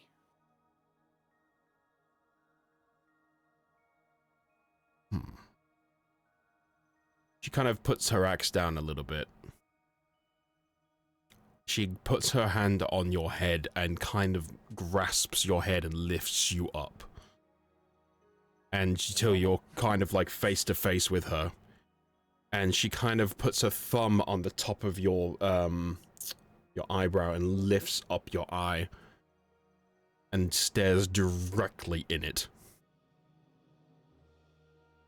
Almost as if she's searching for like something, and she looks deeper and deeper and deeper until you feel almost a flash within your own mind. Suddenly, she kind of lets you go and puts you back down, and then she looks towards the rest of you. Prepare him. And as she walks past you and walks out the door. And as she does so, the rest of the guards in the room head towards you and pick you up. And you begin following her outside.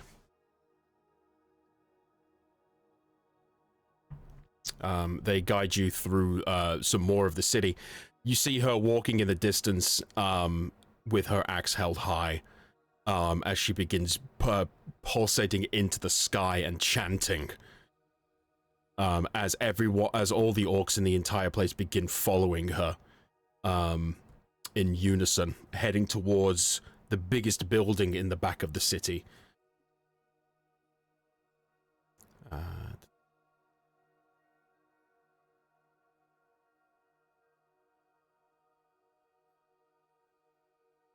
Yeah, built upon the sands, hardened by mixing stone and slate. No,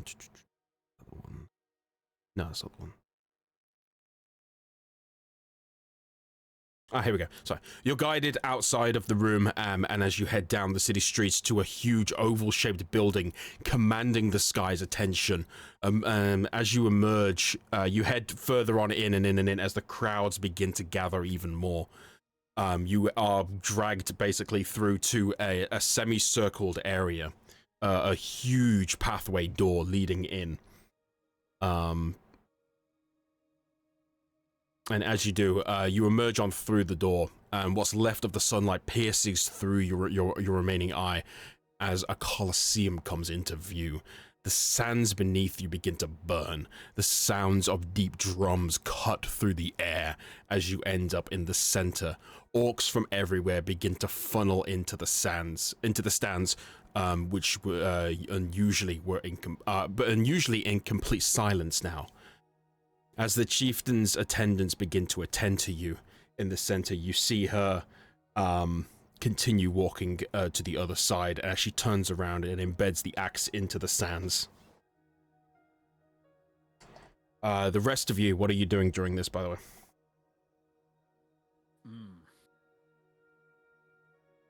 Are you following? What are you doing? I mean, we promised that we'd stick by him, so I imagine we will follow. Yeah. Right. Okay. Keeping a respectful distance to where I am not going to cause wrath between my people and theirs. Okay. Well, in that case, you could choose to funnel your way in with the rest of the crowds if you wish. Okay. I suppose that's the only place we'd be allowed to go to at the moment. Pretty much, yeah. So you can find your ways in there, and you find yourself surrounded by the rest of the orchid people, women, children, the menfolk. Everyone is basically merging through here to witness whether respect will be gained or fell once again. The attendants continue attending to you, Marty. Kind of making sure you're all prepared and ready. And as you do, as you give them a signal that you are ready, they leave you and they close the doors behind you. Let's see. Right. No matter what happens, keep pushing forward, Tauren. You can do this.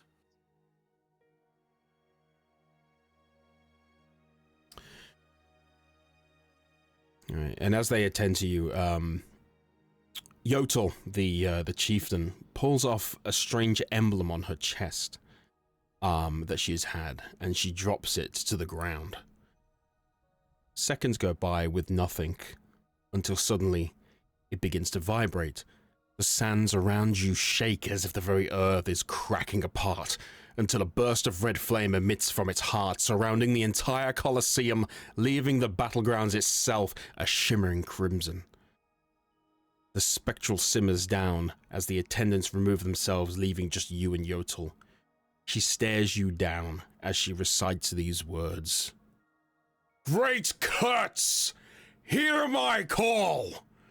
Equalize strength, balance all. In this place, none shall fall. Combat here, one and all. As the last word leaves her lips, you feel and see energy collecting itself from within you, your very being. Your strength feels substantially lesser. However, you gain a strange sensation under your eye patch, as a familiar weapon materializes itself in your hands. Shield. One that you are reminded of before a certain individual destroyed it. Meanwhile, Yotel shifts her shoulder where there was once an arm. A crimson energy emerges from it, forming a newly formed arm as it shimmers in the light. Everyone! We have gathered here to see if this disrespected has what it takes to enter our fray once more. She begins walking towards you. She pauses in front of you, standing, dwarfing even you, as she places her newly formed spectral hand on your chest. and just whispers in your ear, "Oh, you won't be needing this." As you feel a pulse of crimson energy push through you with full force, through your body, as she drags Kurtz from your very being. Standing behind you for all to see, he stands up, phased, as if expecting this. "In here we fight as equals. Now, show me the real you." Maddie lifts the eye patch off him and throws it on the ground. You can see both eyes clearly, and he smiles. Gladly. Now. Whoa, go Bonnie! Yeah! Whoa, he's got it! Alright, time to pull up the old sheet. Here we go. Yes, I would like you to pull up your old level 8 sheet, please. Oh, That is sick. Oh, oh man, it's level 8 now. We were like. I think it was level 8 or level 5, something like that. I can't remember. One of the two. I think it was level 5 when we did the power up. Ascended. Yeah. We can just do that. It's fine.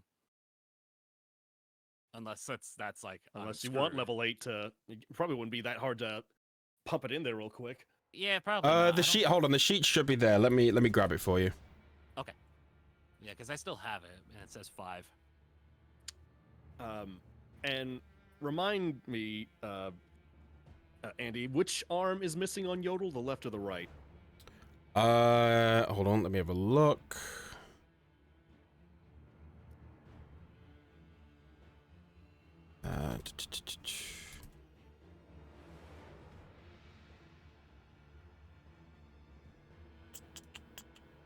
Sorry, I've got, like I said, I've got notes everywhere. Her left arm opposingly out of balance by virtue of being not there. Okay. Her left arm. Yes, it is level 5. I'll activate it for you. There we go. It was unactivated. That's why. Thank you. Ah, there you go. Yep, level 5's Fighter Samurai. Yay! Oh, memories. Memories of the corner of memory. Yeah.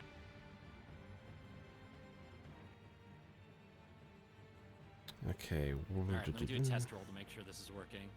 Yep. Blap. Okay. Good test. Give me 1 second. I'm still trying to find the.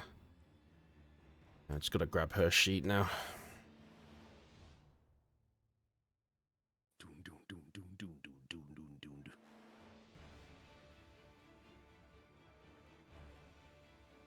So just for any. Oh, sorry, go on. I was just saying, looking at Ika there, we probably should step away. This is Marty's fight now. Oh, yeah. Yeah, I was gonna say, for any sticklers of lore, which I totally get, by the way, the only reason she's able to do this is because she has received blessing from Kurtz himself, and the item that she used to grant this is of his original power. So it's the only reason she is able to do this, and that was when he was an original god, not weakened. So that is the only reason she is able to do that. Yeah. But yeah, I would say the crowd's probably in a ruckus now, whoever came in there, so I'd say we'd probably be trying to yell encouragement to monologue as well. God damn it. So I'm trying to find her sheet. I've got it here somewhere. Yeah, I did my yelling. Where you guys at?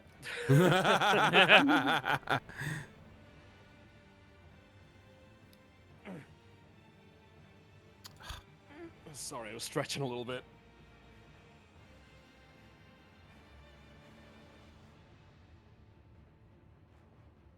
Stay strong, Monologue! You were a fierce warrior then, and you are a fierce warrior now! You've got this! He hasn't got this. Win? That's What? all Zealous says. Just When? win. Yeah. What are you talking? I'm confused as well. What are you talking about? Azalea has no idea what she's supposed to say. Oh. She just thinks they're fighting. So she's like, win? Question mark? Oh, win! Oh, Yeah, Win. we thought you were saying when. No.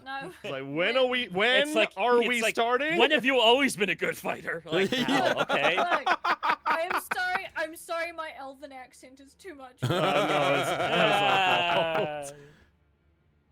That's okay. Win one for the Gipper.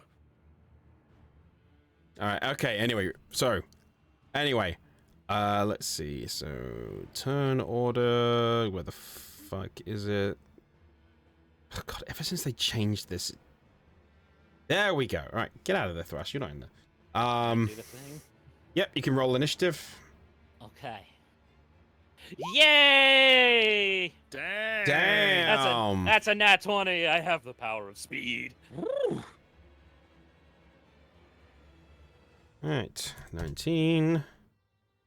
Let's see what she gets. 12.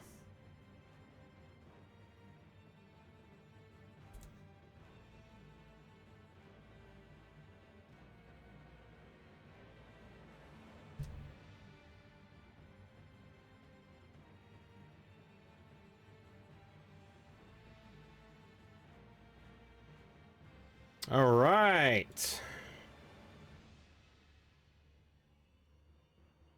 Okay. All right.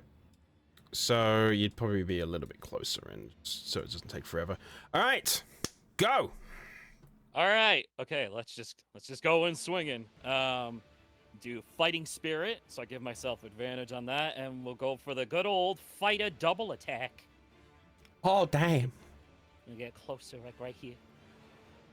And so 1, a 2. Uh-oh. 3. Whoa. 4. Oh. Wow. Okay. Okay. Well, the first two obviously don't hit in the slightest. Wow. And that one's. Oof. It's okay, she's really hot!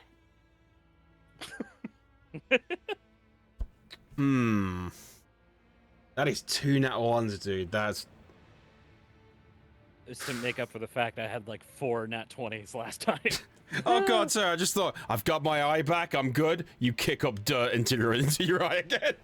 Oh god! It would suddenly change your depth perception, so he's just now confused. No, it's okay. I've got it. All right, so you begin to swing your ball and chain, and as you go in for one of your attacks, it embeds itself into the ground, and you try to get it. It doesn't, and you puff up a huge case of sand around the entire Colosseum. As you launch another third attack in, which you feel does embrace and does hit, and then you swing it back around and miss the final one. Roll for the 21. Okay. Fuck! Oh. Wow. You're like either one or the other, aren't you, bud? Yeah, pretty much. Huh. Yeah. Hold on. What kind of damage does your weapon do? Bludgeoning. Okay.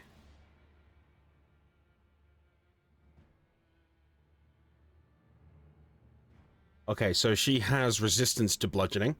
So that is halved. So you feel it embrace and impact into the side of her, but you don't feel too much give.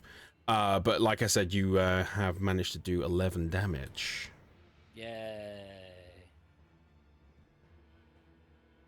And I did the bonus action already, so I think that's all I can do. Okay.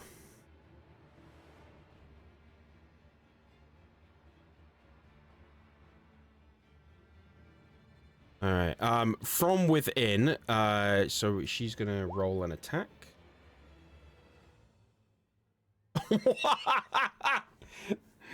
Oh dear. Oh no. From within the dust, you hear a strange sound. You hear a strange, like, sound of metal against wood. As from within the dust, the cloud dust, you see a circular, you see a circle emerge from it, separating it purely with wind, as a javelin emerges from it and directly stabs you in the chest. Oh, I don't even get to dodge that. It was a nat 20. Oh, okay. Fine. And she got 25, which you aren't dodging. Oh yeah, I'm hit by that. Yeah, that's the only reason I knew that. Wow. All right. All right, how much damage?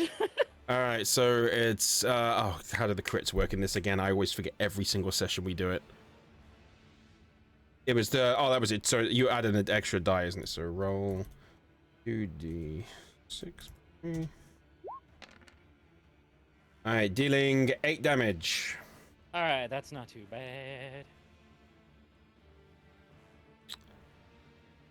Okay.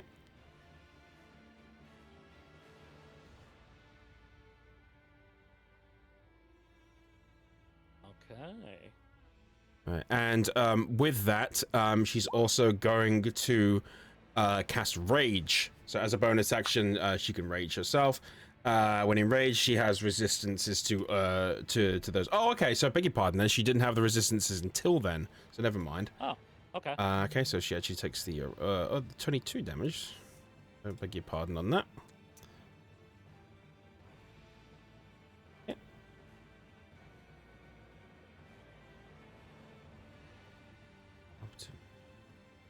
Alright, cool. Yizo, your go. All right. Go just a wee little bit closer, and same as before, fighting spirit, and we go again. 1, 2. Yep. 3. 4. All right. 3 of those hit. All except Okay. the 14. All right, so the critical and the 23 I'll take. Yep. Boom and boom.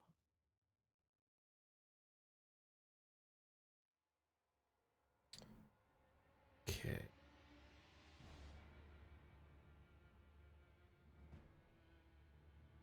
Right So that's looking- Let's see, what are we adding here? So that's 21, I think, for the first, and 11, so 33 divided by 2.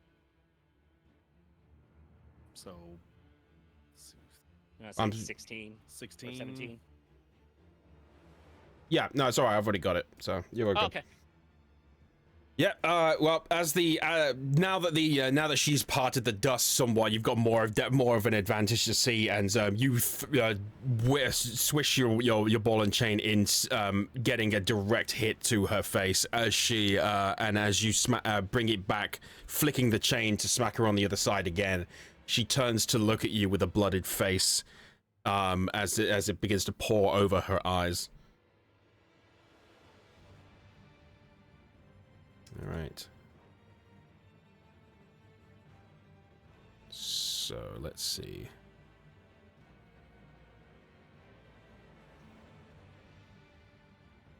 She's going to charge directly towards you. Okay. And then she is going to 1 and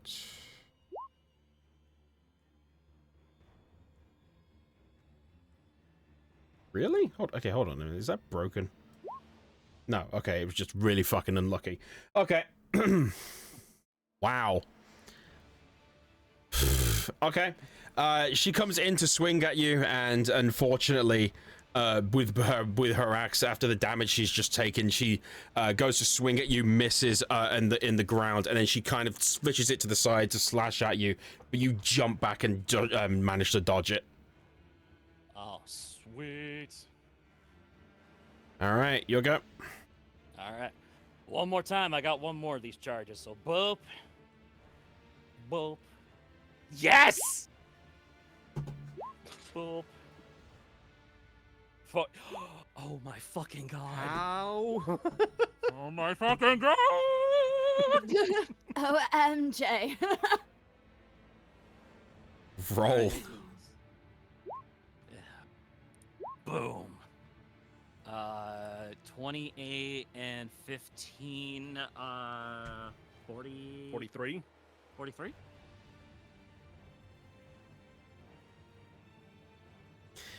All right. How do you do this? Maddie just kind of like, he repositioned himself because he's still got the javelin in him. And he just sighs. I need to thank you. I have never felt more alive in my life! And swings the ball and chain 2 more times directly at her to knock her back. You swing them with a direct hit on her chest as you hear her ribs crack in two, and she gets pushed all the way back against the wall,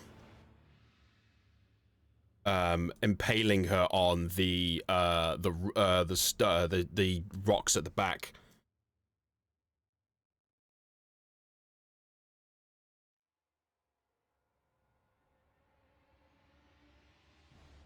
As she bleeds to the ground and falls off of the teeth, the stone teeth to the ground.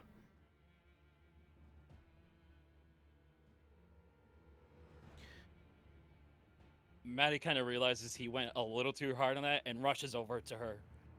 She's like, whoa, whoa, whoa, whoa, whoa. Are you all right?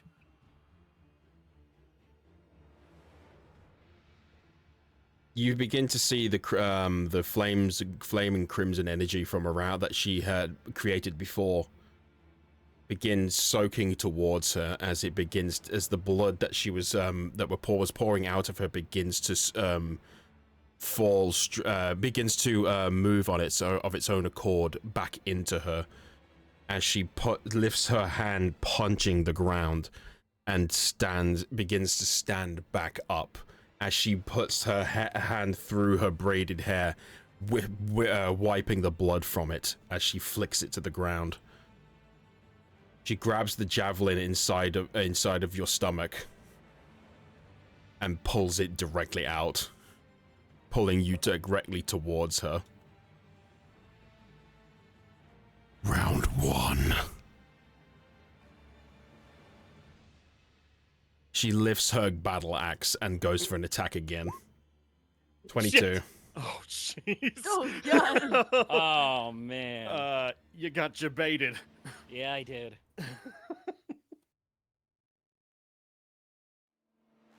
I'm assuming that hits. Oh, totally. It's 18, so that hits. All right, cool.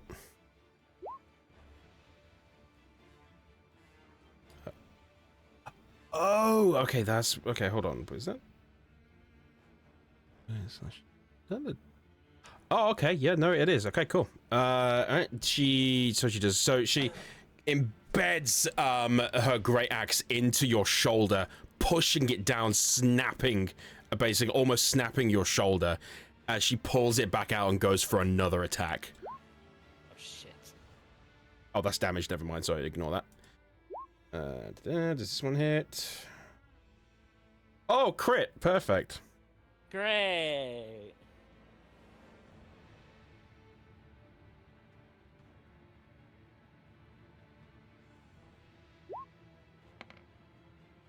Dealing 28 damage. Oh. Boy! Oosh. Thank you, Thrask. I'm a 14. I'm hurting.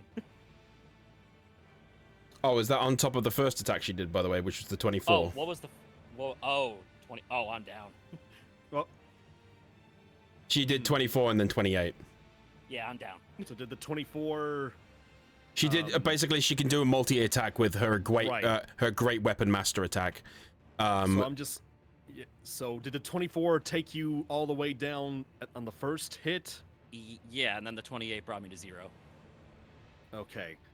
Yeah, I was just trying to see when that death ward would have hit that would have kept you at 1. Oh, so you would have death warded on the first one, and then the second attack would have got you afterwards.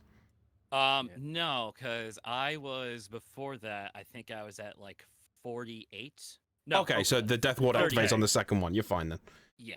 Right. Okay, So you're as still she- up with one then. Yeah, okay, so as she does that, she pulls it out and then embeds the next one into your chest and pushes it through as you fall to the ground. You begin to feel, you kind of like breathe back to life with the ward. But you notice something strange that, you noticed that the blood that had fallen from you had begun moving directly towards you, but stopped after you came back with the death ward. Shit. What? So I'm sitting at 1 right now, aren't I? Yep. All right. Boop, boop, boop, boop, boop, boop, boop. Shit. I should have known.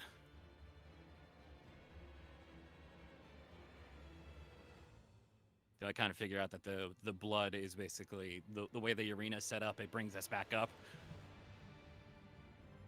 Are you saying that, or I'm pondering it in my head. roll me an insight? Okay.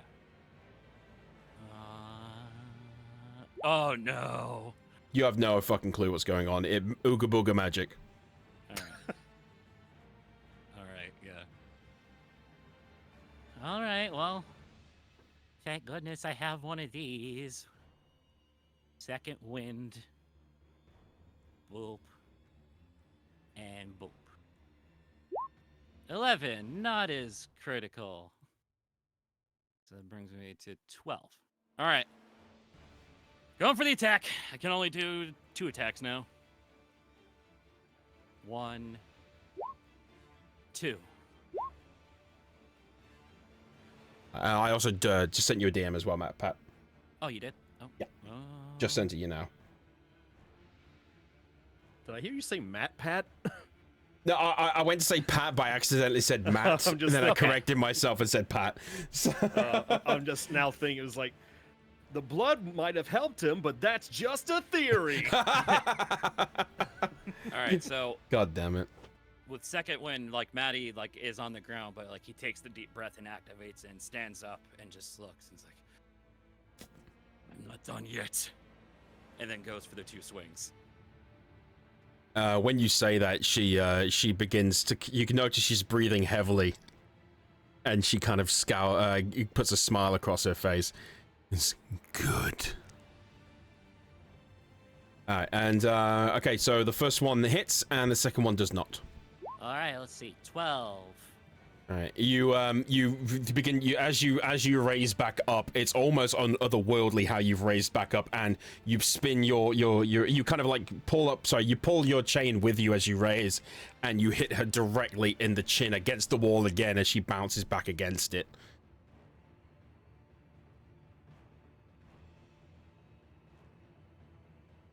Anything else? Let's see, what can I do? I think that was my bonus for second win. Yeah, I'm done.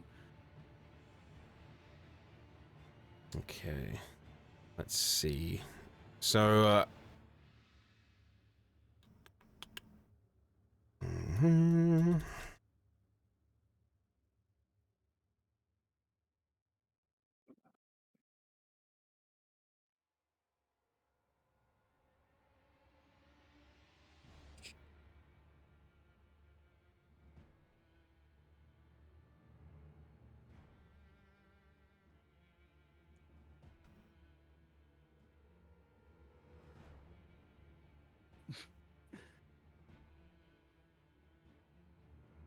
I'm just looking for a certain thing.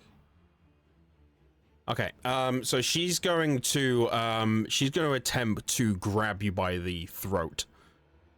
So I'm gonna make a strength check, Okay. opposed to yours, or the athletics check, whichever one. Let's go with strength. That's 18 by itself.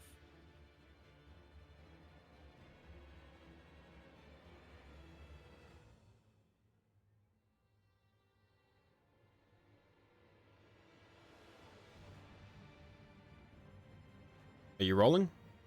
Oh, sorry. Whoop. Ooh. Fail.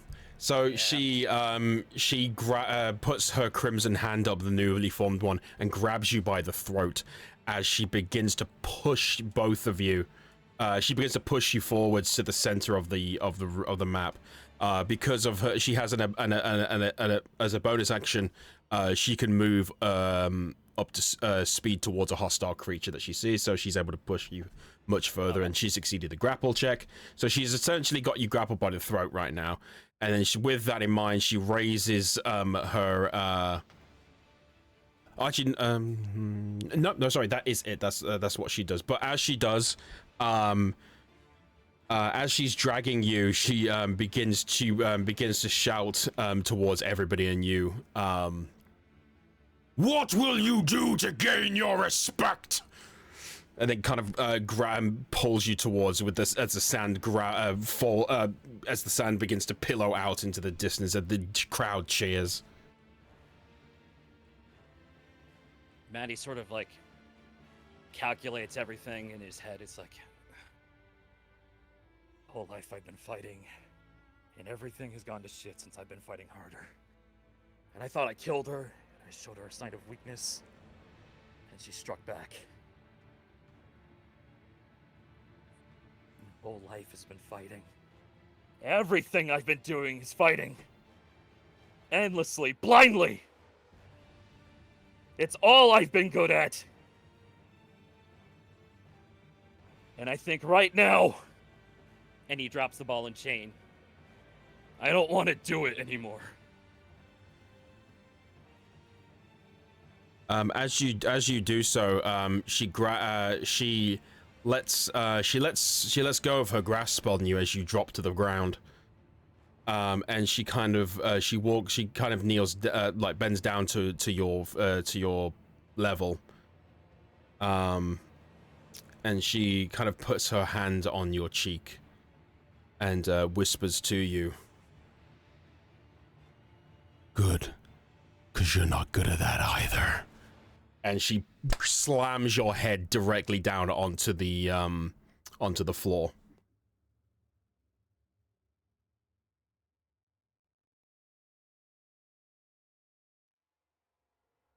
I'm gonna send you another DM, by the way. Okay. Get angry. Don't get angry.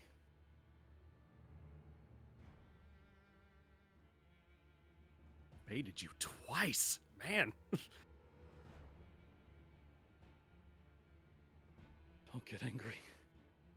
Just don't get angry. Bonnie, remember, you're stronger than her in a different way. While you're on the ground moping, she grabs your leg and begins dragging you to the other side of the Colosseum. It seems to me you don't deserve our respect.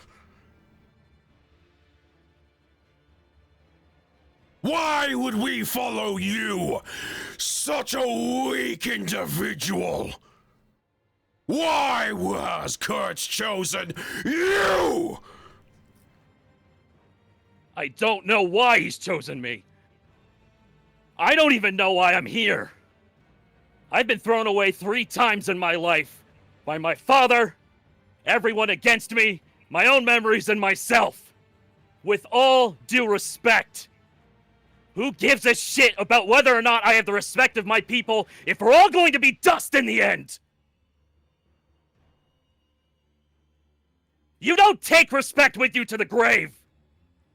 And I have the key. And you would rather torment me for the sake of weaponizing something that's not gonna matter when we're all dead.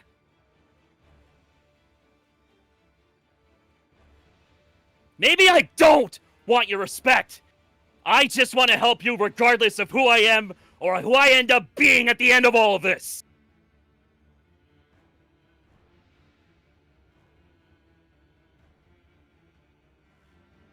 But no matter what you do to me right here, right now, I will not break.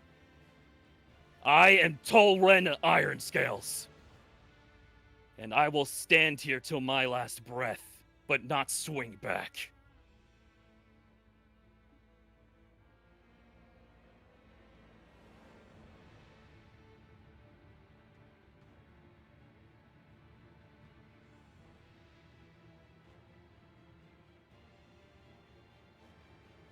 Can you roll me a perception? Certainly. You can use your old one for that. Well, your new old one, if you know what I mean. You know, your high level one. Can I just do natural? Because I don't. Or hang on. No, because it's something I want you to do. No, you can. Yeah, what is your passive again? What was it? 29. Okay. As you're doing that, you actually been put back to where Kurtz is, and he's just been standing essentially cross-armed, looking watching this whole thing unfold.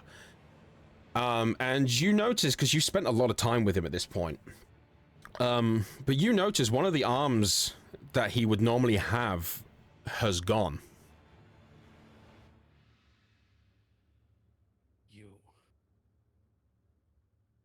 You took his arm, didn't you?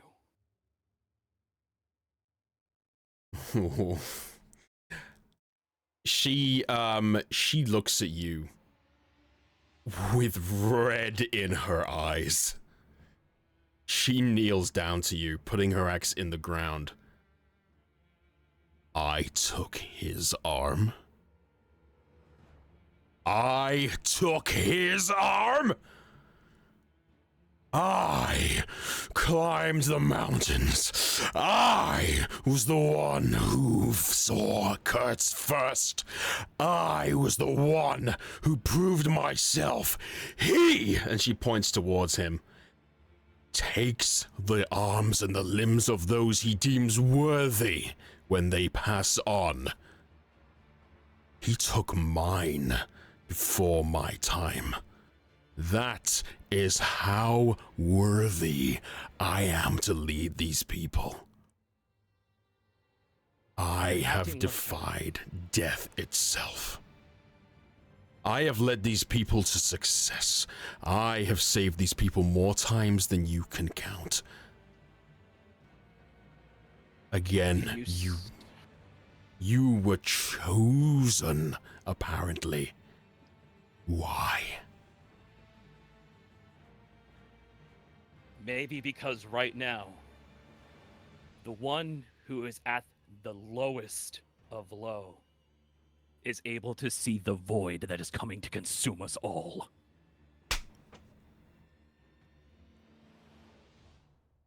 She stands straight back up. You know, you're really fucking annoying. So I've been told.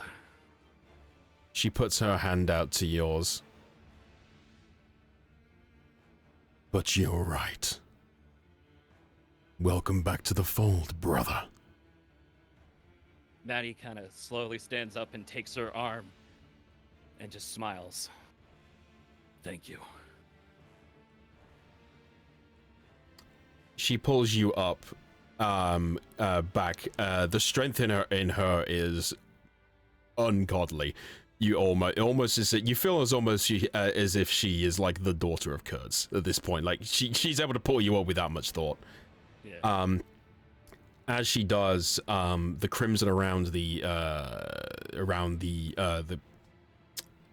Colosseum begins to slowly fade away. As you feel your vision get a fall once more, and her arm fizzles away. And she looks you. She continues looking you in the eye. I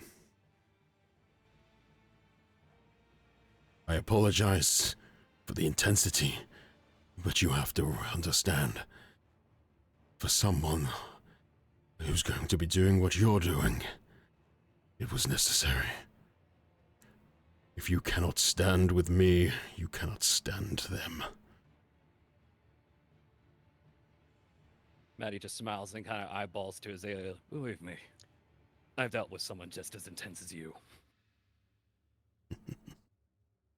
She looks up at Kurtz, and you notice the arm fuses straight back onto his body. And then she looks down at you once again. She takes you to the center of the Colosseum and raises your arm to the skies. My Orcan brethren and sisters, he has gained his respect back. He has Kurtz with him. We will follow. We will aid. If this world is to be taken, it will go through us first. And then the entire place screams and roars into rapturous applause. Now, come with me. I wish to hear about everything that has happened to you, and why Kurtz has made himself appear in mortal form. We're gonna need a couple ales. It's a long story. And she begins guiding you out the same way that you came, as everybody else in the Colosseum begins to leave as well. And as you do, the door opens up as you get to like sort of like this side. And on the other side, you notice Patches. They're ready there and waiting. With pretty much every single ailment you could think of. And he begins to attend to you and Yotel as he puts some seats down for you both to sit on.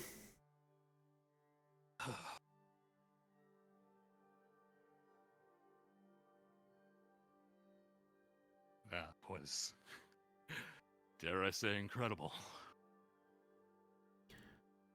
I've heard that multiple times. I must say, there's not many here who take that beating and change. Most people here just stay the same. But I've sensed something within you. Maybe I can see why he chose you.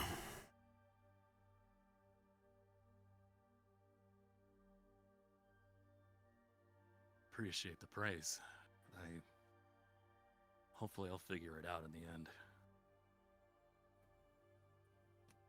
Well, with anybody who fights like this, you have our aid. Thank you. I have no idea when it's getting close, but my companions and I, we've already been to Apori, Brizo, and I'm sorry, what's the Kitty what's the Kitty. place? Kitty Kitty. And it is struck with a very, very mighty force. And I know with the merfolk and the lizard people, it's a little harder for them, but with us, I think we could take it out with ease. With ease, I doubt that, but possible. Oh, and that reminds me. She takes out the emblem that she dropped originally as she picked it up as she left. And she lifts up your hair and places it directly on it. And you begin to feel like a warm glow on your skin as she pulls it away, and you realize the mark has gone. You can feel Maddie let out a deep breath because that burning sensation has finally stopped and just. God. That hurts. She begins to kind of like wrap it around her hand and put it back on her chest. That's the idea. Now, I don't know if you're aware, but I must warn you. Even someone with cuts. This can only happen once. You will not be forgiven again. I understand. I think after it's all said and done, I'm just gonna hang it up.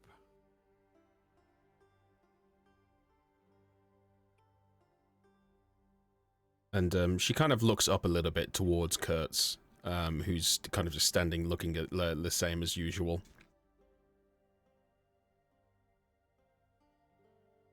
I think I can see why you chose him. You chose me once a longer time ago, and I did what I needed to. And she looks back down at you. I received only a small amount of his power. If you are to gain potentially all of it, I'd just be careful if I were you. Can you repeat that? Oh, sorry. She basically just said that she only gained a small amount of his power. If you're going to be gaining all of it, be careful. I will. I've already seen that in action before with Brizo.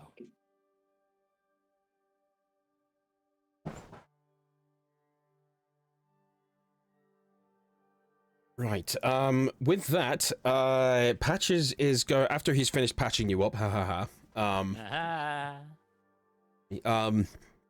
He's gonna kind of like be looking around in his satchel. As if I may, Chieftain Yotel, I have something for him, if I would be so kind. She kind of just looks down at him while she's she's like twisting her arm just to make sure it's okay. You may.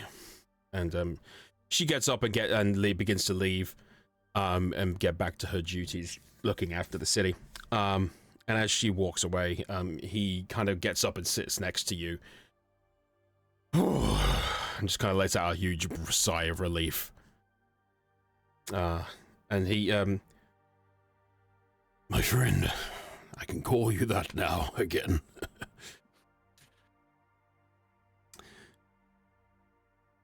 Along my travels, I come across a great many things. And considering you are taking a different approach, a more supportive and healing-centric tactic rather than your full-bore what I used to know, I think this might come in useful for you. I certainly found it useful on my travels. And as he opens his satchel, he brings out a beautiful silverish, platinum glowing ish in the sun scarf. And he kind of like, you can kind of see it moving in between his fingers, but it almost looks like it's covered in what looks like scales.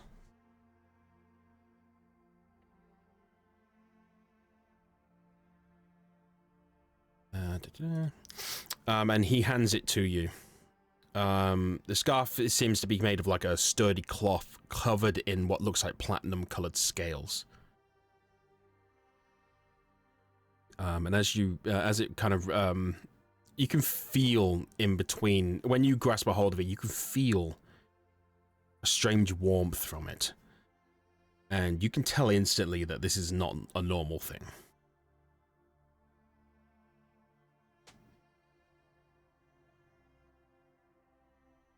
Brother, are you sure? Yes. I've learned more than enough that I don't need it anymore. But, you know, I think someone as stupid as you could use it. No, I jest. Now you see, and he begins kind of pointing and describing, but to give everybody an idea, this is called the Platinum Scarf.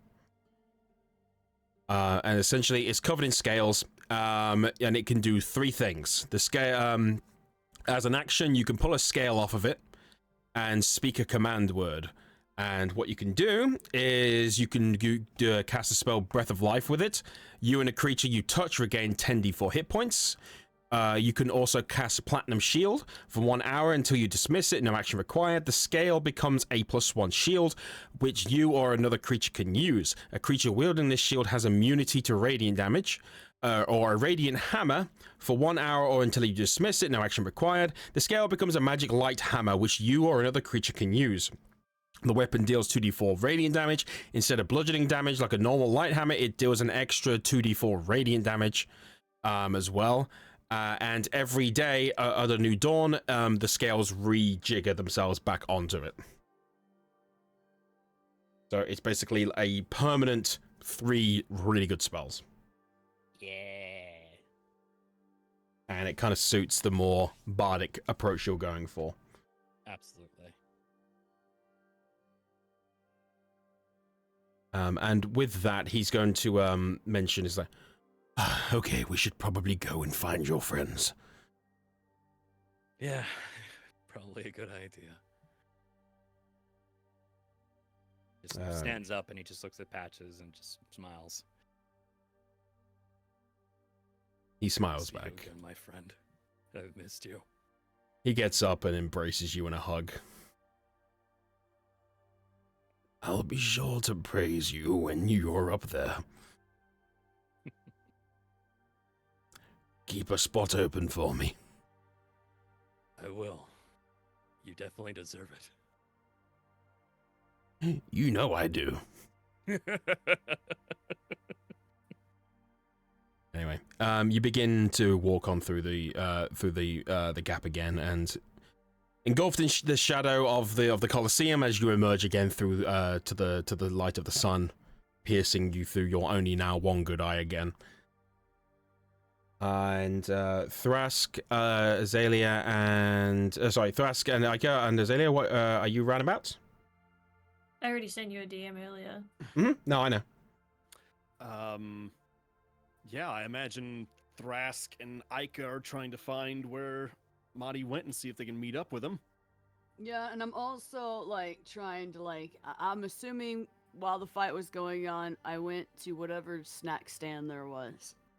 Wow, okay. And I partook in a snack. And You now know, I'm finishing snack. you notice that there are pretzels in the shape of Shrek's face. Oh my god, this is the best. All right, well, you emerge on out and you see Ica and Thrask there. Ica munching on some kind of unusual bread that he seems to have found somehow. Shrexels! Oh my god.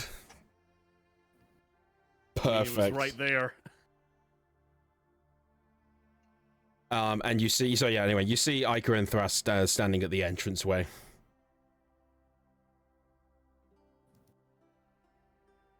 Ica, make yourself known on our screens. Pretty please. Oh, my bad. There you are. Hello. Hello, I'm eating a Shrexel. Oh, that sounds new. It certainly is. I've never seen it in this orientation before. Yeah, Patches points out. Ooh, yes. No, it was a new form of texture that we discovered. We were making bread that could last a bit longer and with a bit of a saltier taste with the salt mines we'd found recently. It does make me really thirsty. And I my me- body's like made of water, so it's just kind of like, I feel like I lost some weight, but it's tasty. You see the center of you is just shriveled in. You know, like when you pull the air out of like a water bottle. Oh, yeah, maybe we should work We on need the to get you balance so it some doesn't water. become lethal to mermaids. I would say a pretzel like that with such high salt content would definitely smash your mouth with flavor, wouldn't it? That's I don't good. understand your references. Must be a lizard thing. Right. But Patches anyway kind of like alerts back up as we should head back to my tent. We can discuss a few more things there before you leave. Yeah. Weren't there 3 of you? Oh, where is Azzy? I have no idea. I haven't seen her since the Shrexel. I'll just look at Madi and just say, she got a call. Oh, right. Yes, it sounded important. But she did want me to tell you that she knew that you'd be able to do it before she left, and she had all the confidence in you. You see Maddie just kind of like hold back a tear, like, tell her I said thank you. She said she'd congratulate you once she got back. That would be nice, especially since our last encounter was fist to fist. Yes, hopefully things are a little more calm this time. I did not really think she would take my advice so literally. That makes What sense. was your advice? Oh, well, at one point when we were talking, I had mentioned to her that sometimes words cannot properly express your emotions, so if you need to let out your frustrations, sometimes maybe you need to hit something. I was meaning like a pillow or an inanimate object. I didn't think she would actually throw a punch at you, but... I mean, Monty seems like you'd make a great pillow.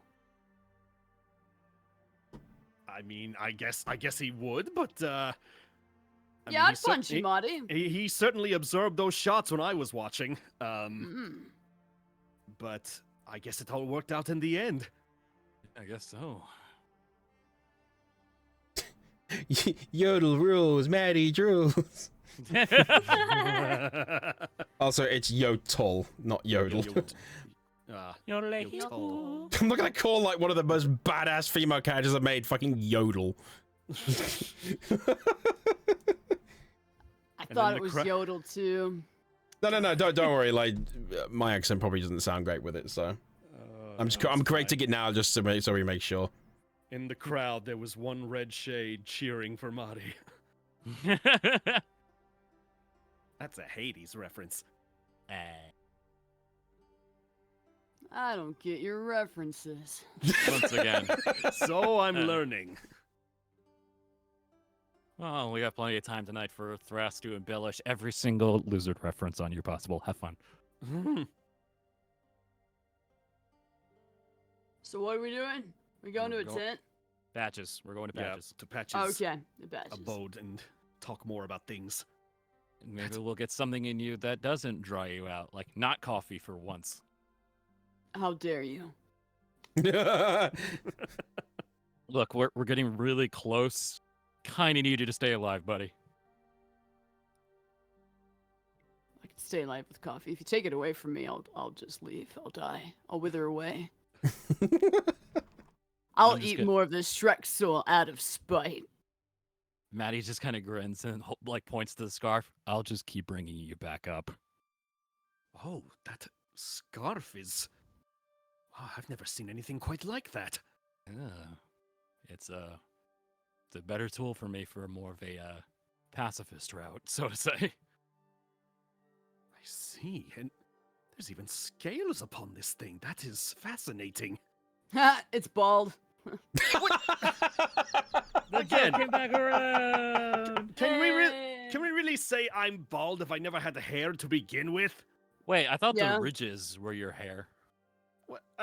No, I mean ridges. Those are just spines. They're never really considered hair, but I mean I could see the way it comes up to the top. You could consider it like a mohawk of some kind, but I love the idea that you could style those, just like proper hairstyles. Yeah. And it just smiles and starts walking to Patches like, huh, you learn something new every day. I've got the perfect gif. Lay it on me.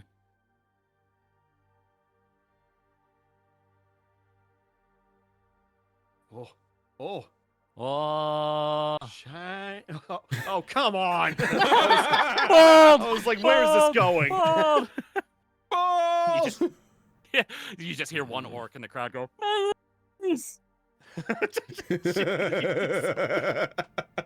Oh no, you're sad now. No, Oh. take it away from him! Don't you I make was- the lizard sad! I just thought that sad also kind of looks like angry in a way. Yeah, it kind of the way they, like- does. Like disgruntled, like, Yeah, it was like, this is "Hey." really my team here. It's okay. It's okay. I can't help. Bald is Yes. beautiful. Ah. Ah, there we go. Oh boy. Oh, that's the first time I've seen a lizard with hair. Yes. I was in the middle of doing this. Ah! What? Oh, Perfect. You just had that on hand? it's No. Azalea's like. You've basically just toupeed the rest I've of got Azalea's Azalea's hair on me now. Well, Yeah. if we ever do another undercover thing, there's your disguise. Oh boy. They call me Green Scales, baby. I hate it.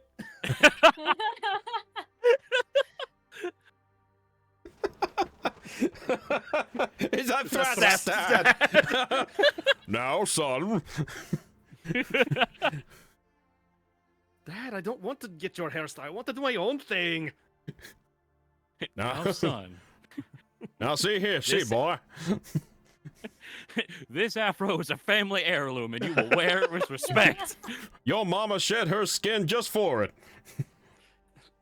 It's Mom's hair? Oh. Well, now we know why the scales came off. Ba-da-ba-ba-ba. Oh. Oh. Ew. Ugh. All right. Well, I think we could probably call it there. I think. Yeah. Can't really peek that, you know. No, I'm gonna leave the afro there for next time as well. Sure, We'll why never not? remember Actually, why. hold on, Archer. Before we end, hold on. I want to see what everyone looks like with it. Oh. Yeah. It Nice. looks great. Oh, yeah. it's It's just right. I think it needs to be flipped. Hold on.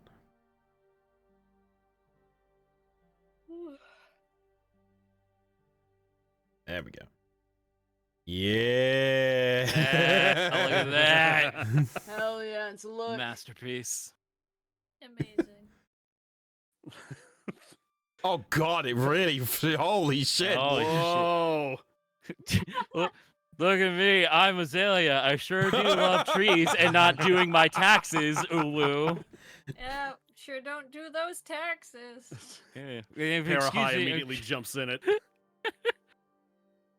Oh, by the way, Thrask, Azalea didn't pick up her cloak. It was kind of left with you. Oh, yeah. I'm still holding on to that.